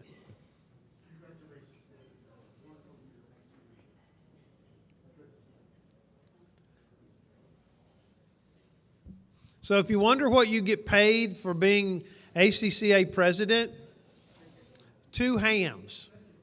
One before you come in and one as you're going out. Unless you're Ray Long, and then you get free meals too. No. Ray, we are going to stop kidding you about the eating stuff when either you're no longer in office or I'm no longer the executive director, but not before. Okay, it is one of the highlights for me at the annual convention. One of the things that I look forward to is the opportunity to try to convey to the membership what it's been like in the last year to move forward, to carry out the wishes of the membership, to put our goals and discussions and ideas into actual work, and to spend time with the person that you as a membership chose to serve as your president during the last 12 months. You will probably all remember that last year at this time we had Tony Cherry ending his year as association president, and we talked a great deal about the impact that Tony had both personally and in his role as president in ensuring the passage of Rebuild Alabama. I talked to you all a little bit about the behind-the-scene things that went on and the timing of having a president who knew what to do at the right time. And, even though this is David Money's outgoing luncheon, I do want to take 1 second again and thank Tony Cherry for 4 years of service as an officer and for leading us last year. Don't steal my cheesecake. You can take all that other stuff. You're good. Just leave my cheesecake. You've done. There you go. Thank you very much. Again, Tony, if you'll stand up, I want to let everybody thank you for your time. This is always the most relieved moment for persons who have allowed themselves to get into the officer rotation. After this lunch, you really have nothing else to do as an immediate past president. So after 4 years of torture, we'll let you go to the back table in the board meetings and sit with Mark Culver and Roger Hayes and all the other past presidents back there. Don't let them lead you astray. Last year, during my 2 North Jackson report, I talked to you about the achievement of the passage of Rebuild Alabama and encouraged you with me to think about not focusing on the things that we would achieve together, but focusing and thinking more about the road to achievement. And that together, if we would focus on marching that road together, reminding ourselves and focusing on the things that had allowed us to be successful in years past, that we would continue to be successful. My fear at that time, as I expressed to you then, was that we would focus a little too much on the achievement and not so much on how we got there. And that we would run the risk, perhaps, of losing focus on how we achieved what we achieved, the road that we traveled, that when we faced a new goal, when we faced another challenge, that we wouldn't remember how we got to that goal just 12 months ago now. I said then that the road should be the focus, not the accomplishment. I don't think that truer words have ever been spoken. If we focus on the things that we have achieved in the last 12 months and only focus on the things we've achieved, then this year might be seen in one context. If we think about the road that we have traveled together since last we were together a year ago today, I think that by any measure, we see this time and this year in a completely different perspective. If we focus on this idea of it is a journey, It is a road, and we build our relationships. We prepare for what that destination is. The road made a big unexpected curve. As I mentioned earlier, we had all our bills in a position to become law. The public dialogue was going our way on our most important issue. COVID throws us a curveball, and our road turns. And what lies ahead of us now, if I use now to mean last March, is a completely different set of circumstances. And we have a completely different set of things to react to and to see as a challenge. If we've traveled wisely this last 12 months, then this year might be seen when we look back 5, 10 years from now as perhaps the most important year in the association's history. If we have traveled wisely, if we have focused on the road and not the outcome, then perhaps this year will have set the stage for even more significant accomplishments, and for us and for county government to be even stronger going forward. But if we've not traveled properly, if we've lingered too long, if we've focused on the wrong things, if we've lost touch with our mission, if we've lacked vision and accountability, and if we've simply tried to figure out how to get by, if that's what we've done, then when the world finally returns to normal, I'm fearful of what I will have to stand and say next year if we haven't traveled this road together wisely. Now, it is my belief that we have traveled the road as well as anyone in the country. Unlike you, I have the opportunity and the honor of speaking with the folks who have my job in the other 49 states. We have traveled more wisely than most of our peers. We are in much better shape for whatever that next curve is around the road. And I think that we have done that and accomplished that primarily because of this sense of pulling together. That we have all doubted a little bit of our own infallibility, and that we've worked to manifest a unified front. We've all accepted the idea that maybe every now and then we've been wrong, and that we ought to pull together for the common good. Remember that. I'll come back to it. You might want to remember those words. If they don't sound familiar to you, we'll have a history lesson in a minute. As we bring this convention, as virtual as it is, to a close, I want to honor David Money and the road that he and I have traveled together. My remarks will be a little more efficient today. Last year, someone stopped me afterwards and said, "Man, that luncheon was great. Why did you talk so long?" So my remarks will be a little bit more efficient, but not quite. Y'all are here now. Clearly, y'all want to be here, so I do have 2 or 3 things I want to make sure that I get to leave you with. You know, in the words of Forrest Gump, presidents are like a box of chocolates. You never know what you're going to get. Do y'all want to see my magic shoes? No. You really don't know what you're going to get. And if you're president, how'd you like that, Tony? If you're president, you got no idea what you're going to get in your year either, Randy. Okay, I can't help you. I can't tell you what it's going to be, man. You had no idea either, David, right? You got no idea. But that wasn't the case with David Money. I was absolutely certain I knew what we were getting. I remember the day I met David Money at the orientation in Birmingham. I'm walking across the lobby of the hotel, and he's sitting there at lunch with his beautiful wife, and he and I make eye contact, and he says, hey, why don't you sit down? And I sit down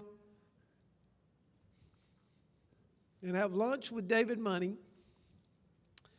And on the way home, back to Montgomery, I told the association's general counsel at the time that I'd met a guy who was going to be president.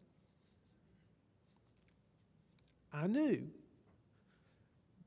that y'all were going to pick him.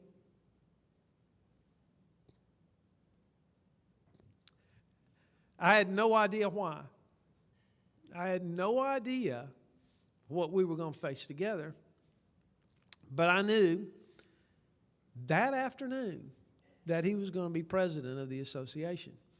Now, for that to happen, y'all had no idea, probably, what had to occur in Henry County. He's older than he looks. We'll come back to that later, by the way. For him to be able to serve a second term as probate judge and be able to serve as your president, we had a little problem. He was going to be too old to take office his second term. So the Constitution of Alabama had to be amended so that you could have David Money as your president when we faced a pandemic. And the Constitution was amended. David ran and was reelected. And my predecessor in this job used to say, somehow or another, the association's membership has a knack for getting you the right person at the right time. Truer words have never been spoken. It's a little harder to get David Money than it would have been if he'd been a little younger man.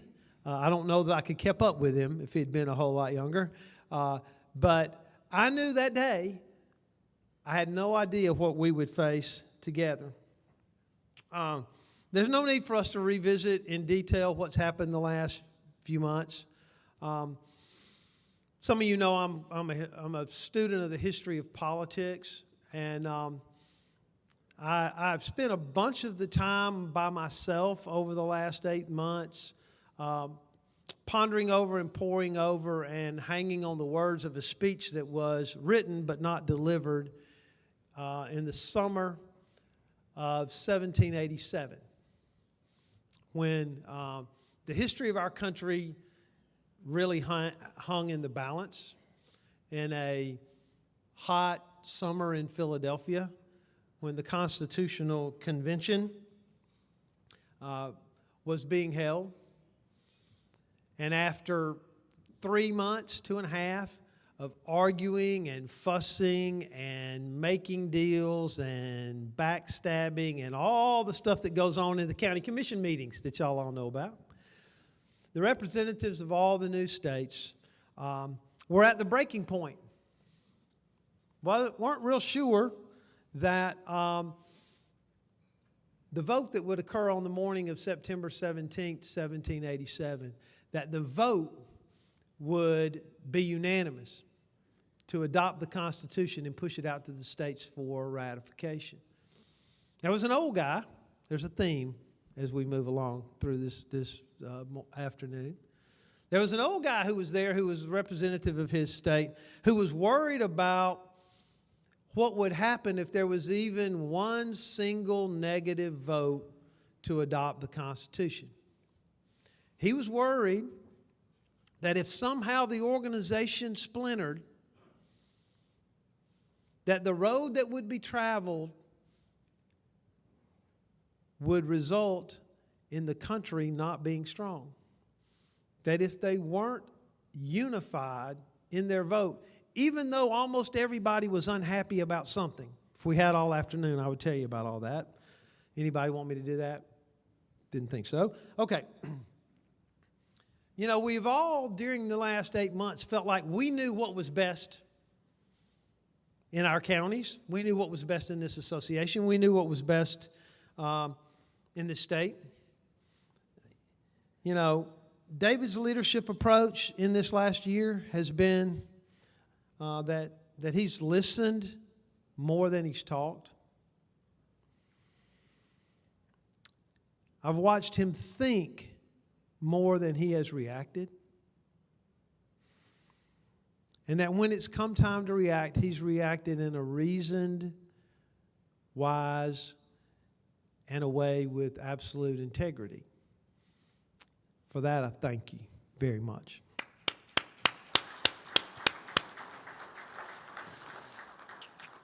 I am going to get back to the speech in a minute. Early in the year, our world changes. It's March. We're rocking and rolling. We have to make the decision to bring this to send the staff home and for us to work from home, and that's a struggle. Comes time to decide to come back to work. It's a decision that David and I made together. We got our feet back under us, and I think that we've recovered nicely. The job of the president changes every year. The job this year was to keep the executive director on track, was to keep the executive director focused, and more often than not, it was to let the executive director let off steam so that he didn't blow his steam on somebody else. Because I wasn't always happy with the way everything was going around the state. You forge a relationship with the president when you sit where I sit. If you don't, then you don't care much about this job. You forge a relationship that extends beyond the silly boundaries of 12 months of being a president. I'll never forget when Mark Culver was going out as president. The convention was at the Grand Hotel. I hadn't planned on saying this, Mark. And Mark's wife is there, and she pulls me aside before we go up on the podium for Mark to pass the torch. And she said, if y'all's friendship stops now, it's going to break his heart.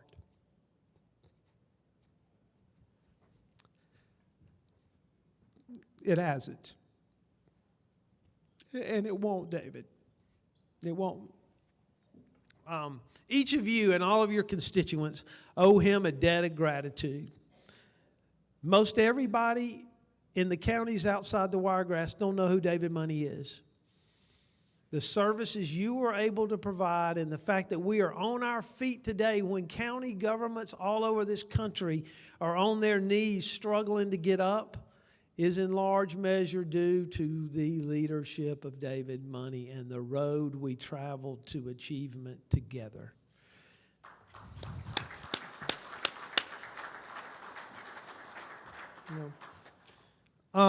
There's a line from that speech that I was talking about that puts my finger at least on what this year was like. Much of the strength and efficiency of any government in procuring and securing happiness to the people depends on the general opinion of the goodness of government, as well as the wisdom and integrity of those who are governing. Wisdom and integrity, as I said, that's David Money for me. Now, this speech was not delivered by the old guy. This speech was written, and it was delivered by somebody else because he wasn't very well. He didn't have COVID, though, but he wasn't very well. This appearance is the last time we see this guy in American history. Pretty much the last real contribution he makes. Not going to be what happens to you, by the way, David. But he writes the speech, and in it he says, I know there's something in this Constitution that all of you don't like. Any one of us can break ranks and go back to our individual state and sabotage the whole effort. I implore you to look beyond that and to find the things that you can be in favor of and to vote for this and to ratify it based on what you like, not based on what you dislike. Historians say that that person really saved the Constitutional Convention. The vote was unanimous after his speech was read by Alexander Hamilton. We'll get back to that in a second. So, I began to make notes and keep quotes from David Money because the person who wrote the speech also is known for famous quotes. So I'm going to read you a few of his. I read the ACCA release this morning, but I have been busy in court. Just finished the 5th of 6 hearings this morning, and this damn tie is choking me. I'm likely mistaken, he said. Please let me know if I'm missing something here. Hoping we both have a productive Friday. As he was trying to make sure that I was focused. I don't have a clue what to expect, if anything, he said. But if you say that's a win for counties, I don't understand it, but it's a win for counties. He said, you have carried this fight for us long before we even realized there was one. Morning, he said, it seems that everybody I bump into today wants something, and they want it this very minute. Any of y'all encountered that? In uncertain times, David wrote, people can become their own worst enemy. After some intense investigative work, I have found the guilty culprit, and it is I. I wrote that one down to keep for me.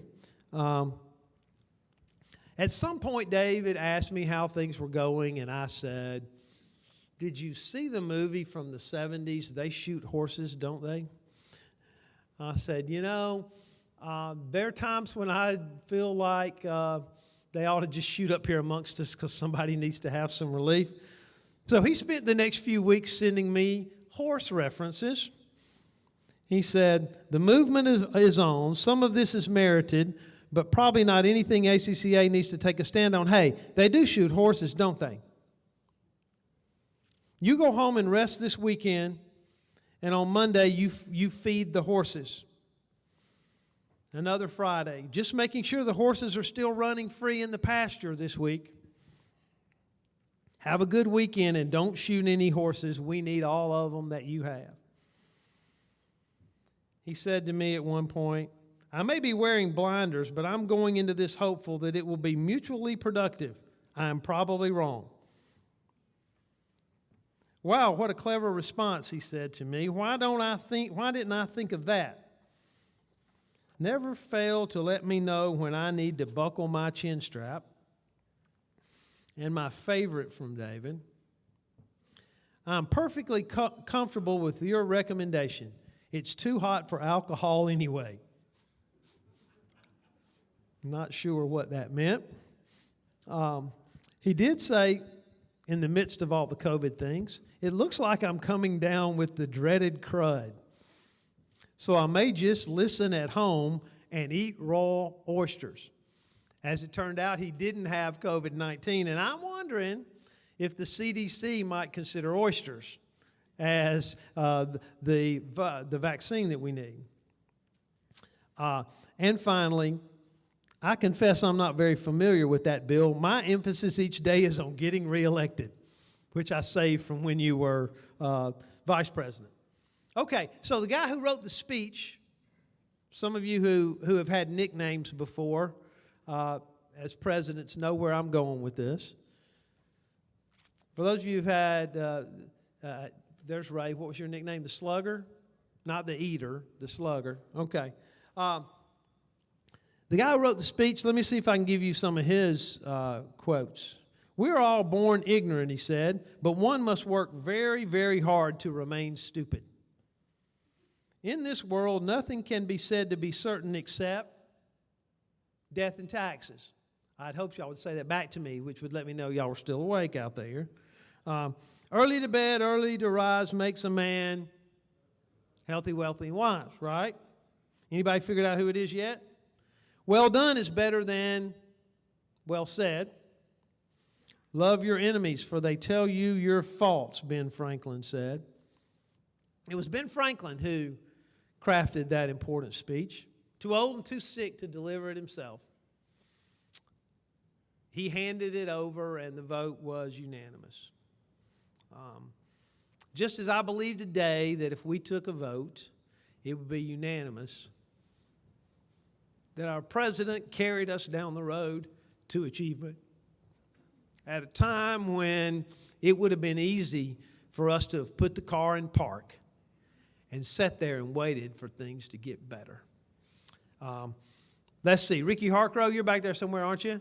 Ricky Harcrow remains the teacher for me. Now, I started this tradition when I became executive director, but there are a bunch of people who aren't still here. I don't know if the nickname David has caused people to not be able to get reelected. Ray Long is the slugger. Where's McKinnon? Steve McKinnon was the coach, and we just said Tony Cherry was 83. And so David Money, in the vein of Ben Franklin, whose face appears on the largest money that any of us can get, the $100 bill. David Money will always be Ben to us, Ben Franklin. Come up here a second. I have one thing for you. Now, we have all the other gifts for David they would usually get, and I'll tell you about those in a second. And we also have something from y'all. But this, David, now you stay over there because we're going to social distance. This coin was minted in 1948, which would have been when you were born.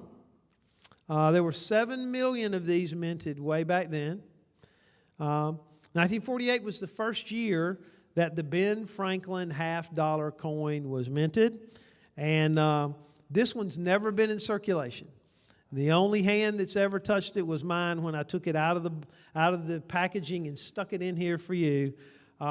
Just a small little thing for us to, for you to keep, to remind you that for me, you were our guy who saved us.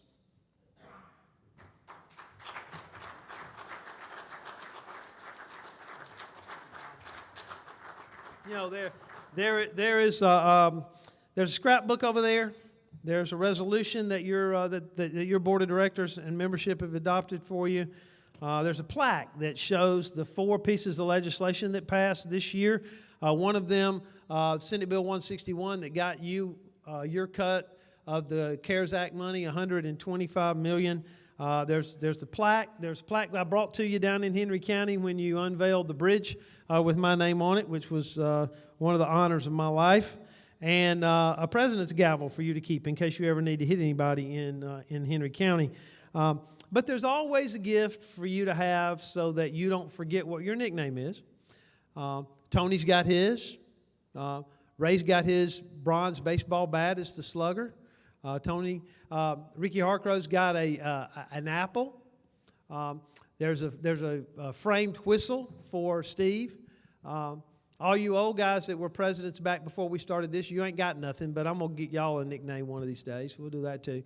Yours is down there and framed and wrapped, so you get to do one thing. You get to unwrap one thing down there. Now, why not? We're only 25 minutes behind schedule. Why not now?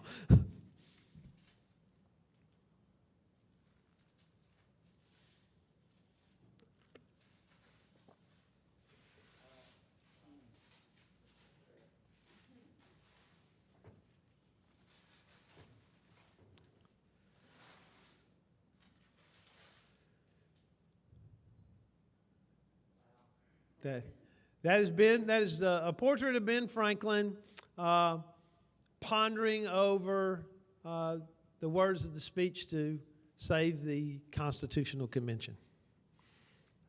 I had planned to conclude with one other thing, David, because I mentioned this phrase earlier. Let me just read this to you real quick.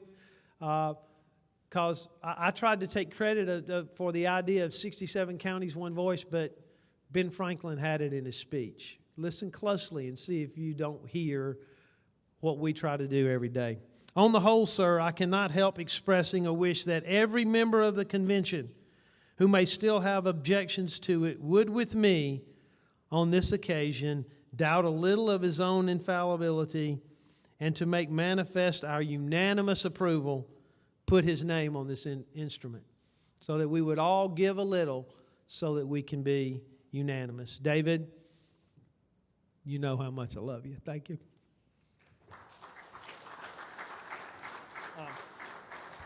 He asked to have the gavel. I'm going to let him have that, or the podium. You also have a gift that you'll open privately that will help ensure that you and your family continue to travel to watch those short track races that you love so much.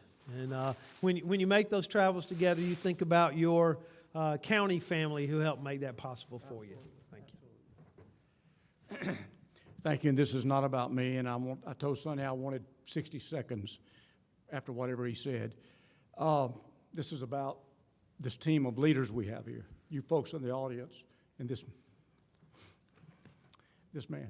Mark Culver mentioned on the webinar a couple of weeks ago that I tend to put everything in, I allude to sports a lot when I say something, and this will be the last time I do that probably, but last night when I was coming up here, I went by the association office and I went by Patterson Field, and it took me back to 52 years ago when I played my last college baseball game there. So last night here at the hotel, what do I dream about but baseball? And I'm dreaming of this 72-year-old guy who hits a gapper into right center, and he chugs off to first base knowing that maybe he can get 2 out of it. And there at first base is our staff, every one of them. Moving on, go to second. And I'm out of breath at second, and you never see a base coach out in the field, but Abby is at second base. They go on, go to third. So I'm thinking maybe I get to third, and as I look to third, there's this guy in a baseball jersey with the number 67 on it, and said, "Score, score. You have to score." I didn't know the guy, but he looked something like this. If y'all can get a close-up of that. It's a guy named Robert Brassfield. I couldn't find a baseball jersey with the number 67 on it, because if you have that high number, chances are you aren't very good. But I did find something else, and we developed a tremendous relationship this year, and some of it is around Alabama football. I have something I want to present to Sonny. I tried to get Kevin Elko to autograph it, but he referred it to his assistant coach, a guy named Nick Saban, and it is a game jersey with the number 67, signed to Sonny by Coach Saban. So, Sonny, I want you to have this.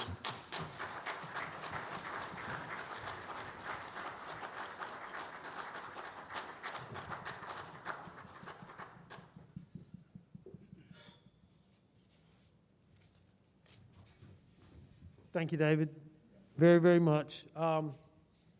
This association, from where I sit, all of you who've come here, being involved, finding a way to find the time to be involved. If you ever doubt that it's worth it, just think about the last 8 months. Thank you, David. Thank you. All right, I think we move right on in now to the awards ceremony. Thank you for everyone's patience. This is always a special time for our association. It provides ACCA an opportunity to recognize its members for their outstanding leadership and their extraordinary hard work and dedication. It's my pleasure to turn this part of the program over to Calhoun County Commissioner Lee Patterson. Lee served as the chairman this year of the awards committee. Chairman Patterson, it's yours.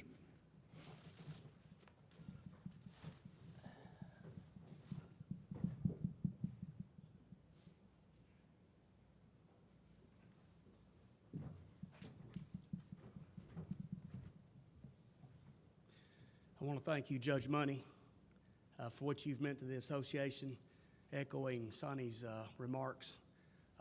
And I've been with him in PLAN, which is a great organization, and I want to encourage everybody or anybody that's not done the PLAN to consider it, because it really helps you network, helps you have a vision for our state and for your county, and it's just a good thing. And thank you, everyone. It has been indeed a special honor to serve as this chair of the awards committee and to have the privilege of making presentations to the individuals who have dedicated their time and effort and energy to improving the quality of life in their counties. As chair, I can tell you that it was a difficult task to select this year's award recipients with the number that were submitted. A lot of great things going on in our counties, and we had to, really weigh which one we felt was the best. Please remember, if someone from your county has won an award or earned a certificate, you will receive it to present to the winner at the first commission meeting in September. So evidently, we can't do it here, so take it home and present it at your meeting. We're now going to begin our awards ceremony with the Tenure and Office Awards. And I'm going to read all these names and what they're getting an award for, their time of service, and then we'll clap at the end for time's sake. The Tenure and Office Award is one that is given to recognize county commission members who have been in office for 16 years or longer. It is awarded to the county commissioner or commission chair for the first time when he or she reaches the 16th year in office, and is presented every 4 years thereafter in recognition of continued service. Although 16 years may not seem like a very long time, in today's political environment, if you've survived 16 years, you've done well. The association works hard to ensure no one deserving of a tenure award is left out, but we must rely on the counties to help us. If you are eligible for an award and do not receive one, please contact the ACCA staff. If anyone receiving an award is here, please stand when your name is called. So receiving the Tenure and Office Award for 16 years are Joe Headley of Chilton County, Andrew Drew Thompson Jr. of Macon County, he's standing in the back, Peggy Martin, Russell County. Those receiving the Tenure in Office for 20 years, Jesse McWilliams of Butler County, Wendell Bird of Connecticut County, John Underwood of Fayette County, Roger Jones, Madison County, Katie Epps, Russell County. Receiving the 24-year award is Earl Reeves of Elmore County. Receiving the Tenure in Office Award for 28 years are Rondell Roan, Clark County, Roy Moore of Dallas County. Rondell's back there. Thank you, Roy. Rondell. Roy Moore of Dallas County, Charlie Harris of Pike County,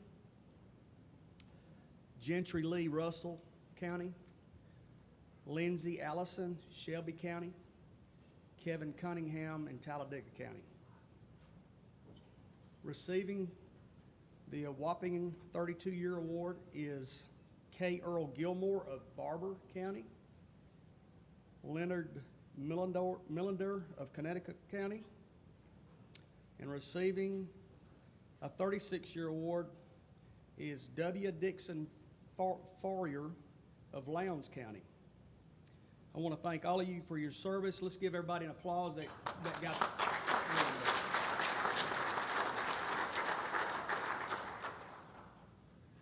This is an amazing group of individuals and a testimony to lives spent in public service.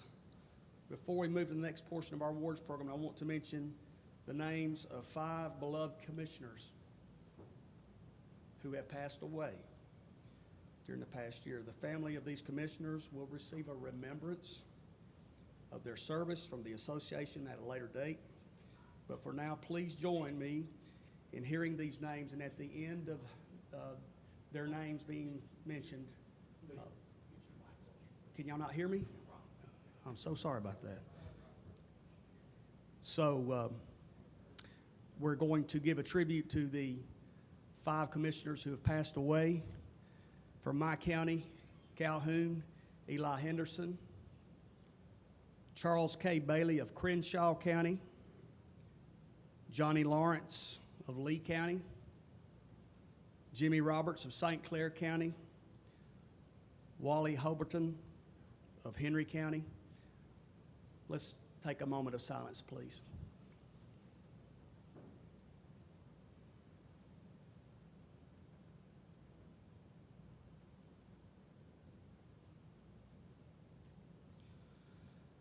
Thank you. We certainly will always cherish the impact these gentlemen made on our lives and the lives of many across our state. For our next segment, we're going to recognize 2 innovative and efficient county programs in Alabama. The first year of the Efficiency and Innovation in County Government Award. It is a spinoff of the former Excellence in County Government Award for ACCA, awarded for 5 years. Like the Excellence in County Government Award, the award has garnered much attention for the successful programs being implemented in every day in our county governments. And to those counties that submitted an entry, let me extend my appreciation for the job well done. Like I said, we had a lot of people submit. Each program was of excellent quality, and our decision as judges was a tough one. Dale County and the city of Ozark have hosted the Claybank Jamboree for the last 50 years. Every year, the county and city would have to pay rent for a large stage, as well as a block down the street would be closed. So Commission Chairman Mark Blankenship wanted a way to save citizens that money each year. And after presenting his idea to the Dale County Performing Arts Council, 3 families that own vacant property in Ozark were asked about the property and agreed to donate the land for the project. The Dale County Commission served as the sponsor with a $25,000 grant from the Wiregrass Resource Conservation and Development Council to help pay for the new amphitheater to host the Jamboree and other events in Dale County. Thanks to some very generous citizens agreeing to participate in work days, the labor to build the amphitheater was free. Many of the materials used were also donated. Since the completion, the amphitheater has been used for many events, which has led to the sales tax increasing in Ozark and Dale County. On that outstanding note, I'm proud to announce that the members of the ACCA Awards Committee elected to give the 2020 award for, efficiency and innovation to county government, Rural County, Dale County, for its entry quality of life category. So let's give an applause to Dale County. Anybody here from Dale County? Okay. As we heard earlier, Elmore County is like many counties in Alabama and recognized the need for increased broadband. We just heard that discussed a while ago. The county contracted a company to conduct a study to highlight the strengths and the weaknesses in the county and identify possible solutions. The study conducted by the commission turned out to be extremely helpful when Elmore County Board of Education Superintendent contacted the commission about assistance in locating Wi-Fi hotspots that students studying at home during the pandemic could use. Central Alabama Electric Cooperative broadband provider Central Access began installing the Wi-Fi devices for the commission after a couple of weeks of planning. The new hotspots allowed for students to complete their work while providing citizens without internet the capability to do things such as telehealth when not available to leave their home during emergencies. I'm proud to announce that the members of the ACCA Awards Committee selected to give the 2020 Award for Efficiency and Innovation in County Government Urban category to Elmore County for its entry partnership to expand broadband. Let's give Elmore County a hand. Elmore County, are you still here? Appreciate what you've done, sir. Congratulations to Dale and Elmore counties. We are thrilled to have such dedicated problem-solving county leaders in our state. Over the years, several of our affiliate groups have established awards of their own. Many of the events where these awards are normally given were impacted by the pandemic. The Association of County Administrators will award their 2 awards, Administrator of the Year and Excellence in County Administration Award, when the conference is held in October. The Association of County Engineers, and I saw Reggie Byers here. Are you here, Reggie? Still? They will I just lost my place, sorry about that. They will award theirs at their annual conference in the spring and summer. The County Revenue Officers Association will announce their award winners at the 2020 Legislative Conference. One individual received a certificate as an Alabama Certified Human Resource Professional for completion of all training requirements under the Alabama chapter of the Association of Public Personnel Administrators Training Program. We want to recognize from Morgan County, Star Lloyd. The following received a certificate as an Alabama Certified Payroll Specialist for the completion of all training requirements under the Alabama chapter of the Association of Public Personnel Administrators Training Program.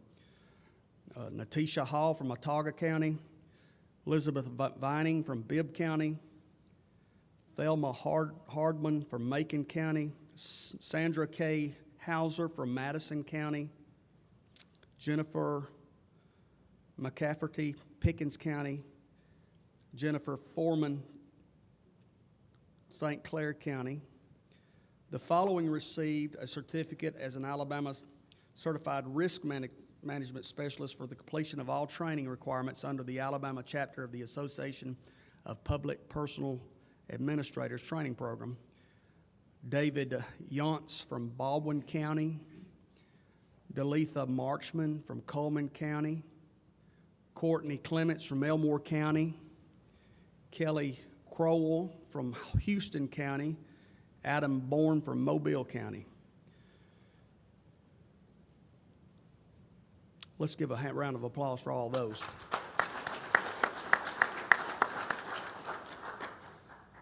Next, we'd like to honor those that have completed educational requirements during the past year.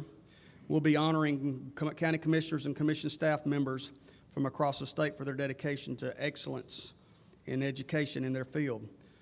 Normally, David Mixon from Auburn, Auburn's University Government and Economic Development Institute would be here to present certificates to those who have completed these educational programs. I will read the names of those that have completed the courses, and your certificates are in the awards box that you picked up outside earlier. There's one individual that completed the state mandated commissioner education program. That's Rick Watson from Marshall County. The following completed the optional 70-hour commissioner graduate program. Scott Westbrook from DeKalb County, Ricky Parker from St. Clair County. In addition to educational programs coordinated by Auburn University, the ACCA coordinates the County Government Education Institute, which is administered by the ACCA under the direction of Alabama Local Government Training Institute. Today, we're thrilled to announce that those graduating from our County Government Education Institute. So at this time, I'm going to call on Executive Director Sonny Brassfield to come up and announce those graduates.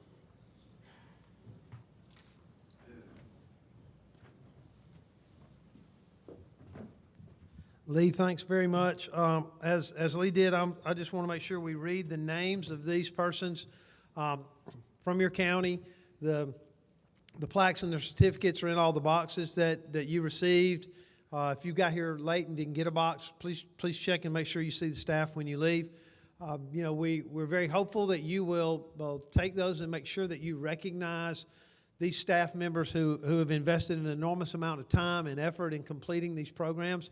Not only away from work, but away from families, to be here in the training program. So I want to announce those who are receiving a certificate in county administration: Christy Davis, Baldwin County; Connie Dodge, Baldwin County; Micaiah Shaver, Baldwin County; Derek Reeves, Bibb County; John Bullard, Blount County; Whitney Gammon, Blount County; Patrick Smith, Bullock County; Rick Harvey, Clark County; Elliott Jones, Crenshaw County; Courtney Clements, Elmore County; Denise Johnson, Jackson County; Danielle Cater, Jefferson County; Theo Lawson, Jefferson County; Michelle Williamson, Limestone County; Jennifer Gordon, Madison; Norma Parker, Marshall County; Penny Windsor, Marshall County; Jenny Dakin, Mobile; Cynthia Furman, Mobile.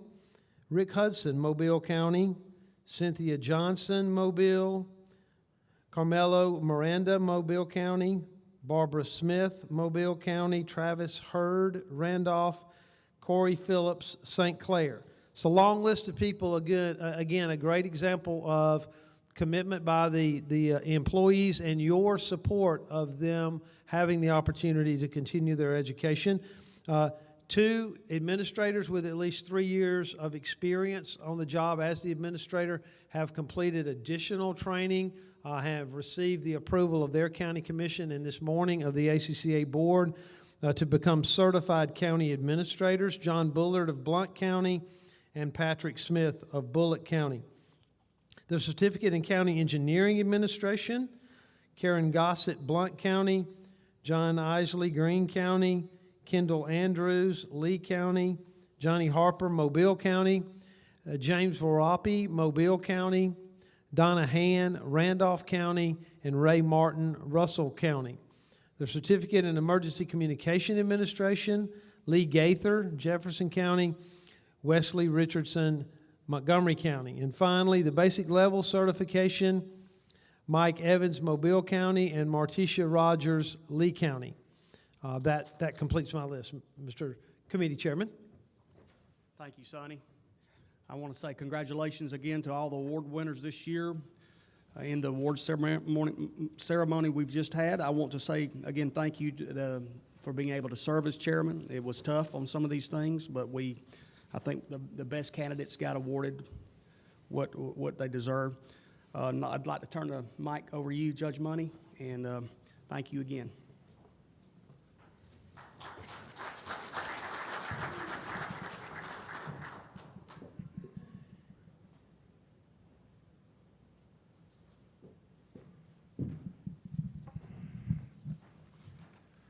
Before we ask Sonny to give the insurance report, let me, Sonny and I were talking earlier, this is not in the script, but there's some folks in attendance today for whom this will be their final convention, retirement and other reasons, and there were 3, I think, in the board meeting this morning. We're not going to try to identify you, but if you're here and have served county government and this is your final convention, would you please stand and be recognized?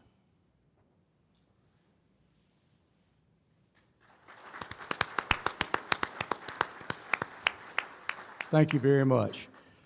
Sonny, you ready for the insurance report, sir? Remember, you weren't supposed to see me up here at the start. That first session, if you're thinking it's way too much Sonny Brassfield, which I'm sure nobody's thinking that, it wasn't supposed to be quite this much Sonny Brassfield.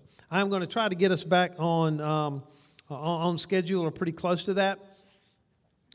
Typically, if we'd been at Perdido on Tuesday afternoon, we would have had the annual business meeting of the 2 insurance funds. At that time, I would have given you a report on the financial activities of the fund, claims, and all that kind of stuff. Rather than asking you to settle in for a 25-minute presentation, I'm going to go pretty quickly through my slides, but to give you a perspective on a few things that have occurred over the course of the year. Remember, we created a new company called County Risk Services that does the claims administration now that had been handled for years and years by Meadowbrook. Very pleased with how things have gone. Mary Kay Fraze, who is Vice President of CRS, is not here, will be here in a little bit. She's done an outstanding job leading that staff of 22 people now working there. Henry Van Arken, our Director of Insurance Services, works directly with her. There were 17 employees when we started on January 2 of 2019. Today there are a total of 22 employees, including one that retired officially yesterday. She was someone ready to retire when we transitioned from Meadowbrook to the new company that we created. I asked her to give us 2 years, come in the transition with us and help us make sure everything went smoothly. Yesterday she said, I almost made it 2 years. Her husband's retired as well, and she was ready to go enjoy herself. All of our claims are now adjusted in the origami system. It's been an enormously positive investment in the 2 insurance funds. Every claim ever filed in the Workers' Comp Fund, which began in 1976, and the Liability Fund, which began in 1987, is now in that system. We have data on you. all the way to 1976. We know who the good people are, and we know who the bad people are. I'll be having meetings with you later. You know, the underwriting and safety transition has gone fully well. We are still working on the member portals and some other improvements. We implemented a Blue Cross processing system for workers' comp claims that has saved us substantial money getting under the Blue Cross rates rather than the state workers' comp rates. We continue to try to train employees and to try to enhance safety. That is difficult during COVID as well. We've had a couple of scares with our new risk management employees who've gone to counties only to get back home and get a notice that somebody they met with tested positive for COVID. So we're trying to manage our risk on our end as well while trying to provide you with service. We do have an increased emphasis on risk management, a new system that we're putting in place, as you'll see if COVID ever allows us to start getting out on a regular basis. We have gained efficiencies in this process and are in the middle of expanding services as well. We shifted the management of our jail training academy over to county risk services as well. A few highlights of the 2020, we've implemented a new program for those counties that have a higher incidence of major claims to try to help them address recurring issues. Let me say to you, please embrace this effort if you're one of those counties. We come to you and ask you to embrace some safety initiatives. It will save you money in the long run, and more importantly, we're trying to protect your employees and your citizens. CRS, they are also participating in ongoing training programs that are run by our reinsurer, County Reinsurance Limited. A new coverage document will start for property and liability in 2021. We've had a couple of big major claims in our new property insurance program that started 3.5 years ago. I would say we've learned a few things from those major claims. One of the big one is that we have to do better appraisals of your buildings, and that many of you don't even know how many buildings you have. We have had a couple of claims on buildings that were not on any documents that anybody had reported to us. So we will be circling back to you to help us do a better job of identifying those buildings, and we'll be asking you to work as partners with us to try to make some improvement. And on the workers' comp side, you know, COVID-19 has thrown us a bunch of curveballs, as you can imagine. There are efforts afoot to try to put post-traumatic stress syndrome coverage under workman's compensation, which would be extremely expensive for us. There's also ongoing talks about reforming Alabama's workers' comp law that we need to be participating in. 100% of the participants in the workers' comp fund took advantage of the longevity bonus, as well as 100% of the members of the liability fund. Quickly looking at a map, I am going as fast as I can, I promise. Looking at the map, the dark blue counties are counties that have liability and property under the association's umbrella. Those light blue are just the liability counties. And the 6 or 8 that are in white are the counties that are not participants in the liability fund. If you're one of those, we certainly would want to talk to you about being a part of the liability fund. There's also, all right, let me move through a couple of financial things really quick. These 2 lines show our case reserves and what's called incurred but not reported. That's estimates of cases that have already occurred but aren't part of it yet, haven't been filed yet. To give you an idea, if we go all the way back to 2012, all the way on the left, those 2 lines together total $19 million. That's our debt. Those are the claims that we have that we're going to have to pay. We come all the way forward to 2020 and add those 2 numbers together, it's $20 million. Almost the same 8 years later, which means we are working very well together and very hard together on achieving some savings. The next slide has a big number on it. Since 2011, the liability fund has returned to member counties $16.3 million in refunds. Another refund of a smidge over $1 million you'll be receiving this year. When people say to you, hey, I'm an insurance agent and I helped you in your campaign. I really want you to get in I want you to look and let me make a proposal. You don't need to be in the association's fund because you can, get insurance through me and keep your money at home. you're already keeping your money at home. 16.3 million returned to you since 2011. Okay. Let me just touch base on a couple of claims categories that I would encourage you to think very hard with me. In the last 10 years, 42% of our cost in liability claims is law enforcement and the jail. 42%. We stay with sports analogies, David. If we got one player that's striking out 42% of the time, he's the guy that needs to be taking extra batting practice. Okay? Then we need to be working diligently. If you want to think about that, when you see your liability contribution premium that comes to you, realize that 42% of that money is going to be spent on law enforcement and the jail, on average, over the last 10 years. Quickly on workers' comp, those are the counties that are in the workers' comp fund. If you're in white, we would certainly love for you to be in the fund. The same chart on the next page on claims is about the same thing today. Our incurred but not reported in claims reserves in workers' comp is about $62 million. We go back to 2012, and IBNR and claims reserves were $69 million. The fund has about 30% more payroll than it had in 2009. So payroll is up, reserves are down, which is a good thing. Same number in the workers' comp fund, $11.5 million returned since 2011.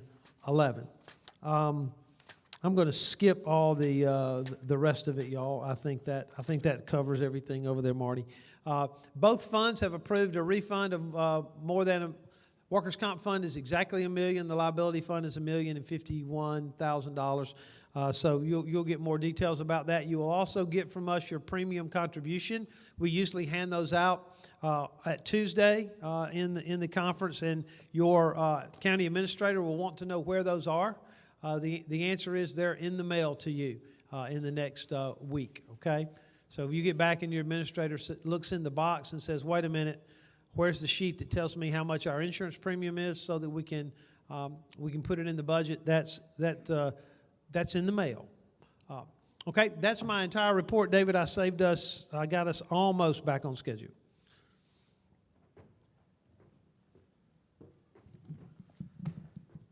Sonny, had to jump through that because that's always one of the highlights for me. I know it. We've certainly taken advantage of it down in our county. One brief item before we go into a very brief business session, and we should be out of here no more than about 15 minutes beyond where we were. I want to take my time doing this. We'd like to now recognize a longtime member, a public servant, and a past ACCA president. I met this gentleman shortly after I was elected probate judge in 2012. He's been a quiet but very effective leader, not only in his home county, but in our association for many years.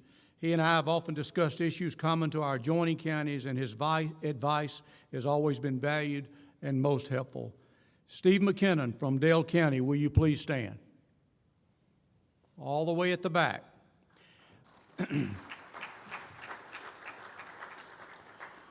Steve, ACCA would like to present you with a map of the state of Alabama from 1929, when the association was founded. A couple of years ago, the association began a tradition of giving past presidents this map when their time in the association comes to an end.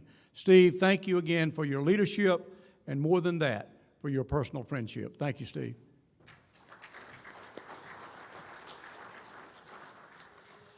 All right. I said last item, mask contest. Had some really innovative masks today, and we're going to announce the winner of the first and hopefully last mask contest for this association. He got my vote, Colin Daly, Limestone County, that said, "So what, now what?" from Kevin Elko yesterday. Mr. Daly still here? All right. Thank you, sir. Okay, Sonny, any reason we cannot go right into our business session? Are you going to be taking notes from down there? Very good, sir. All righty. No need to take roll. I think we do have a quorum. Hope I'm not moving too fast for our folks on the thing there. I'd like to thank the Resolutions Committee chaired by Commissioner Chance Corbett for their hard work at this time. I'd like to recognize Commissioner Corbett, Chairman of the Resolutions Committee. Before we hear from Chance, I'd like to give you a quick summary of the report from the Resolutions Committee. You will see those on your screen real quickly. I'm to just give you the highlights of each one. Expressing appreciation to the county agents. Expressing deep regret and sense of loss upon the death of 4 county commissioners lost between August of last year and this month. Congratulating the individual county commissioners and employees receiving certificates for completions of educational programs. A resolution commending and thanking the 2019-20 presidents of ACCA and ACEA. Commending the 9 counties awarded safety incentive dividends from the ACCA Liability Self-Insurance Fund for excellent 3-year loss experience. A resolution requesting the United States Department of the Treasury to establish clarity in the use of funds provided through the CARES Act. We do need that. A resolution expressing the grave urgency and importance for the Alabama Department of Corrections to develop and implement an efficient and safe process to transfer backlogged state inmates in county jails to the custody of the state prisons. A resolution expressing the opposition of Alabama county governments to any proposed legislative measures to address sentencing reform before providing counties with the revenue necessary to address the unfunded mandates resulting from the 2015 prison reform legislation. Resolution encouraging the Alabama legislature to oppose any proposed amendment to SSUT. Resolution expressing support for the Alabama legislature, full funding of a statewide emergency notification system. A resolution encouraging county commissioners in Alabama to support the collection of unpaid ad valorem tax. A resolution allowing for the adoption of the 2021 county platform through an alternative process.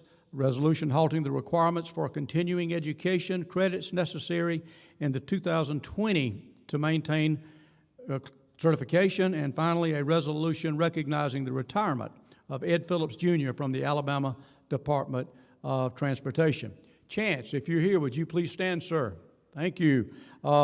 Did the Resolutions Committee vote in favor of all these resolutions that we just read? Thank you, sir. Do I have a motion that they be approved? Right behind you there, Sonny. Do I have a second? Okay. Any discussion? All in favor say aye. Opposed, no. So ordered. Thank you. Oh, I should have asked, are there any resolutions from the floor? No. Good. Thank you.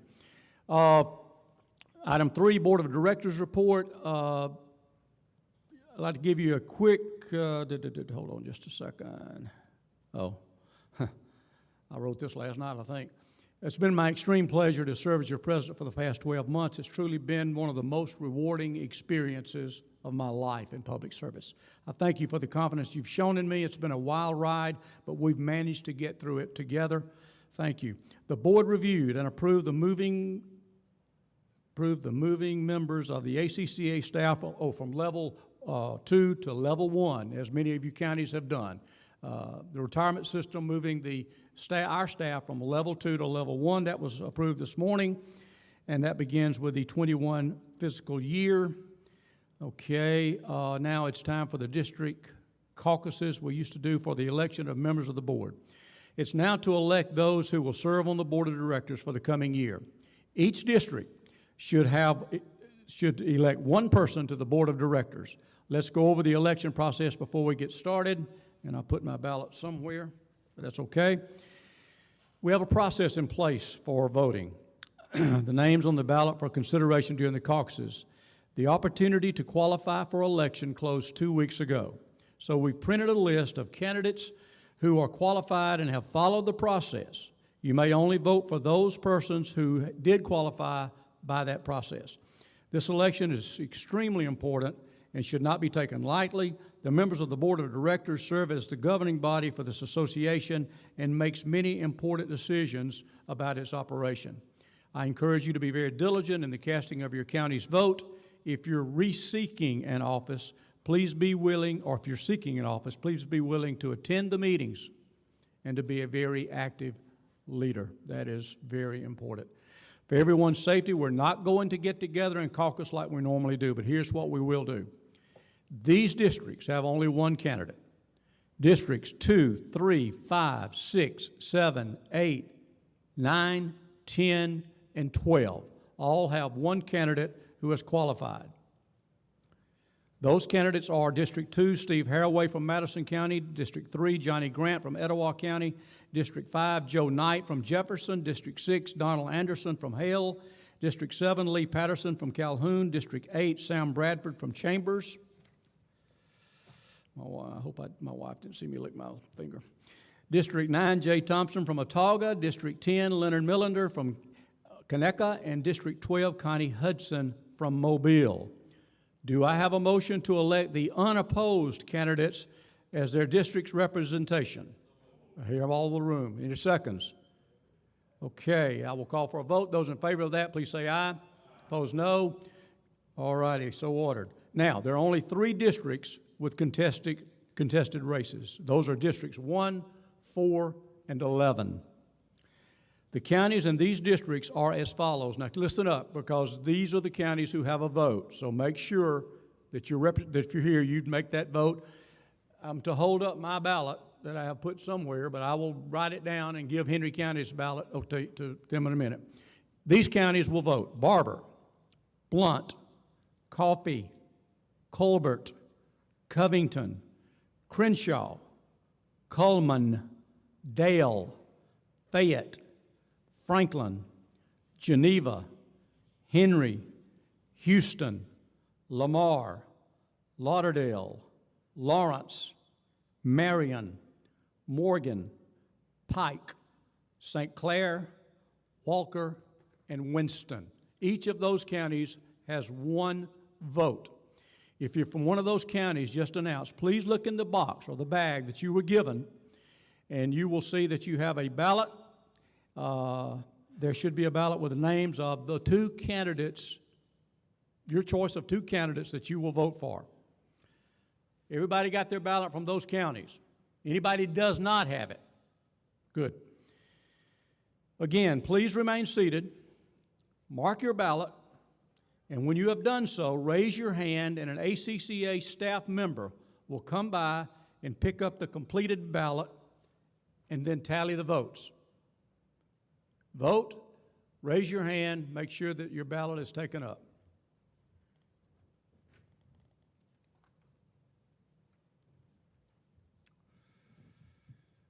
All righty.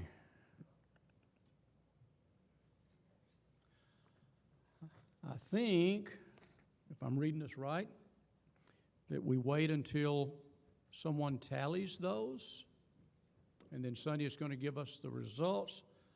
What do I do to kill time for those few minutes?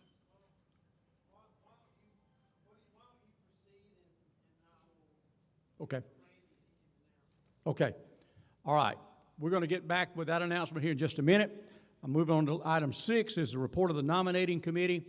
As we saw during yesterday's general session, I hope you saw that, ACCA immediate past President Tony Cherry provided the report from the nominating committee. The committee recommended the following slate of officers for next year: Randy Vest of Morgan County, President; Dean Calvert of Blount County, President-elect; Marcus Campbell of Sumter County, Vice President; Bertha Kelly McElrath of Coosa County, Minority Director. Tony, will you please stand, sir? Do you make a motion that the slate of officers as recommended by the committee be elected? Have a motion. Do I hear a second? Second right there. Any discussion about that? Do you have any nominations from the floor?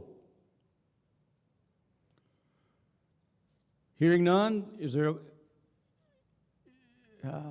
a motion? This is probably out of order. May I may Tony's motion be to elect those folks by acclamation? Right, and they have the same second behind it. Okay. All right, the motion made and seconded that the slate of officers be elected. If you're in favor of that, please say aye. Opposed, no. Thank you very much. I apologize for that little stumble there. Okay, other than what I'm looking forward to in just about 2 minutes, we're going to wait on a quick tabulation. Please don't leave.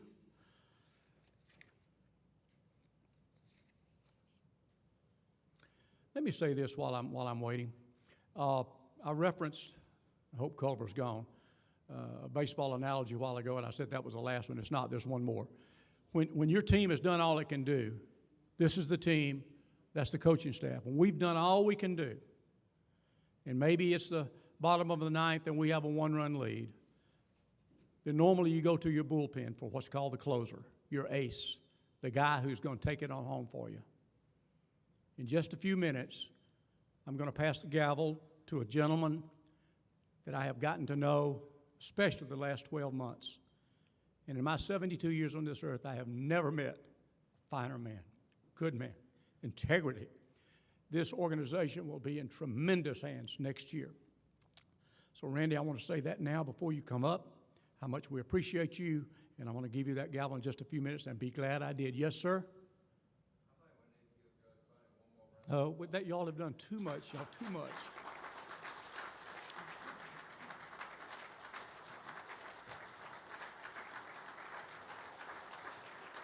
Thank y'all. Thank y'all very much. You don't know how much I appreciate that. All right, we're about out of here. All right, I have some names circled here. Okay, thank you very much. District 1, representing that district on the board of directors, will be Joe Hackworth from Lauderdale County. District 4 will be Alan Armstrong, Blount County. District 11, Doug Sinkfield, Houston County. Do we need, is that official? That's official? Do we, okay, all right. Okay, so ordered. It's going to be a great year, great board under some really good leadership. I would like at this time to ask my good friend, Randy Vest, to please come forward.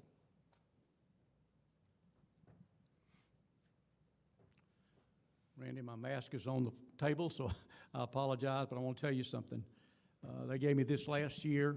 It's been the most rewarding year of my life, and I know you will do a much better job than your predecessor, and it is my privilege to present you with a gavel that will signify your leadership of this organization for the next 12 months. I don't have it. Sorry. Apologize. Told you it was yours, sir. This speaker's probably the one. Okay. Well, good afternoon. Past President Money, President-elect Calvert, and Vice President Marcus Campbell, and the rest of my county government family. This is certainly an unusual setting and an unusual place for us to conclude our 92nd conference. Normally, I would be slipping out the back door at this time to make final preparations for tonight's banquet. My wife would be joining me, our 3 children, 10 grandchildren, and my mom had made plans to be with me as I accepted this truly humbling honor and challenge. But as we know, there is nothing normal about the time we have spent together today or the way that we have been forced to conduct this convention. In fact, I am convinced that there will be very little that we find normal or consider normal between today and when we meet again in 12 months as we make Dean Calvert our president. But even that being said, our challenge together is the same today and will be then as it has always been. COVID-19 and the upheaval that it has generated for our counties, for our families, for our states, and for our association and our country has not altered the mission that we undertake together over the next 12 months. Our mission is exactly the same. I looked out over the audience earlier and I saw many past presidents of our association, spanning from Roger Hayes and Mark Culver, who led this organization as back-to-back presidents more than 2 decades ago, to my close friend David Money, who just figuratively passed the gavel to me. Each president faced his or her own unique circumstances, but each had the same mission.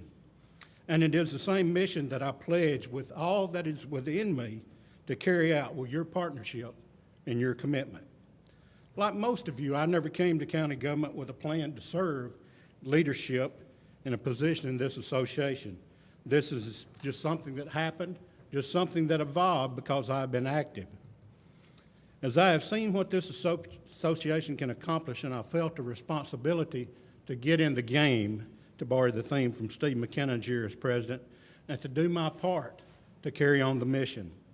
I remember at an early age a lesson my mom taught me in servant leadership. I was raised in a small country church with all-day singings and dinner on the grounds. After one such event, my mom asked me if I would go back to church with her. Being curious, I asked what for, and she replied to take out the garbage. You know, I asked Mom, why did we have to take out the garbage? She said, someone has to.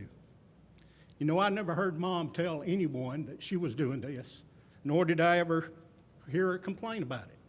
She just simply saw the need and worked to solve it. I've learned a lot about service and a joyous life from my mom. She will be 82 the 27th day of this month, and she still approaches life with Colossians 3:23-24 as her mission statement. And whatsoever ye do, do as to the Lord. Now, I would like to preface the rest of my comments by inserting Jeremiah 29:11, and I think it will become evident why. Jeremiah 29:11 reads, "For I know the plans that I have for you." As we begin this mission together, I am reminded that the formation of our current leadership team really began back in 2010 and was solidified with the election of Ricky Hargrove as association president on this day in 2012. My story, and the story of all our entire leadership team, illustrates what this association is about, why we've been so successful, and just how we can continue to be successful together, even in the face of the massive challenges we will have over the next 12 months. In November of 2010, Dean Calvert, Marcus Campbell, and myself were elected as county commissioners for the first time. None of us knew what we'd gotten into, really, or what the circumstances might hold in the years to come. The three of us met for the first time in December of that year at the association's orientation. Sonny and the staff talked to us about our responsibilities, the importance of leadership, and the need to develop a family approach to the class of 2010. Over the next 2 years, we completed the training programs and seemingly went our separate ways back to our home counties of Blount, Sumter, and Morgan. Then at our convention in 2012, I sat at the banquet as Chairman Hargrove laid out a roadmap for a leadership program that would take second-term commissioners and plant the seeds of passion and accountability. I was interested, but I knew I needed to get reelected. You see, in Morgan County District 2, there had been 5 commissioners in the 10 years prior to me. Our turnover was commonplace, and I knew that I had to break that cycle. After facing 4 opponents, the voters saw fit to return me to office in 2014, and I joined the first class of the leadership program, known to all of us now as PLAN. The letters stand for passion, leadership, accountability, and networking. For the next 18 months, we worked collectively and individually to understand the cost and the responsibility of accepting leadership, channeling our passion, holding each other accountable, and networking to grow ourselves and others. We were asked to accept and carry a coin that would be an outward symbol of commitment to ourselves, to our communities, and to each others. We all accepted the coin and put it into our pockets. Our President-elect Dean Calvert, our Vice President Marcus Campbell, were part of that first leadership program with me. Today, the three of us stand together as a united and prepared leadership team to carry out the mission that has been passed to us. We are a product of what is so special and so amazingly remarkable about this organization. An idea born by a veteran commission chairman who has forgotten more about leadership than I will ever know, has produced a leadership team that has come to you today, still carrying our symbol of commitment to each other, and to this association, to our communities, and to our state. Here's my coin, a 1929 Walking Liberty $50. I was given this in January of 2015. Marcus and Dean have their coins today as well. Would you both stand and hold up your coins? The coin symbolizes our association's mission as it was minted in 1929, the actual year that a group of county commissioners established the association and set the foundation for the mission that's before us today. The coin symbolizes our pledge to make a difference at home and inside this association. When we started our journey together, the three of us never talked about or anticipated the accomplishments and obstacles that have arisen since. We all just made a vow to make a real difference. Our mission statement from 2015 is as relevant today as it was then, when the members made a vow to collectively enhance their passion, service, and common vision to overcome conflict, divisiveness, and limited resources in order to energize and improve the quality of life for Alabama counties and for this association. After that experience and all of our work since then, back home and in this association, here we are, three walkers, as we call ourselves, asking you to walk with us the next 3 years so that we can energize and improve the quality of life for Alabama counties and this association. We have so many issues that we'll face together. Seems like we can almost name them in our sleep, from inmate overcrowding, implementation of Rebuild Alabama, stronger representation on the Retirement Systems Board, enhancement of our emergency response efforts, rebounding from the COVID-19 pandemic, expanding the utilization of technology for a more efficient county government, and so many others. But today, as we close this most unusual convention in this most unusual year, I want us to focus on our usual theme, that the mission of this association is to provide leadership for this state and to produce leaders who are committed to fulfilling that mission. Our third planned leadership class is nearing the close of its journey, and our outgoing president, David Money, and our new minority director, Bertha Kelly McElrath, are part of that group of 11 amazing leaders. At its last meeting, those commissioners talked a great deal about the many parts that each of them has been required to play over the past 2 years. The part or role that each of you plays today is radically different from the role that you had expected to play just 12 months ago. Amen? And I dare say that the roles we will play together over the next year will change again and again. The quote discussed by this year's planned group, known I think as the Elite 11, was actually from a Roman thinker just a few years after the resurrection of Jesus. The quote describes the many roles that a person can be given in a lifetime. Some desirable roles, some not so desirable.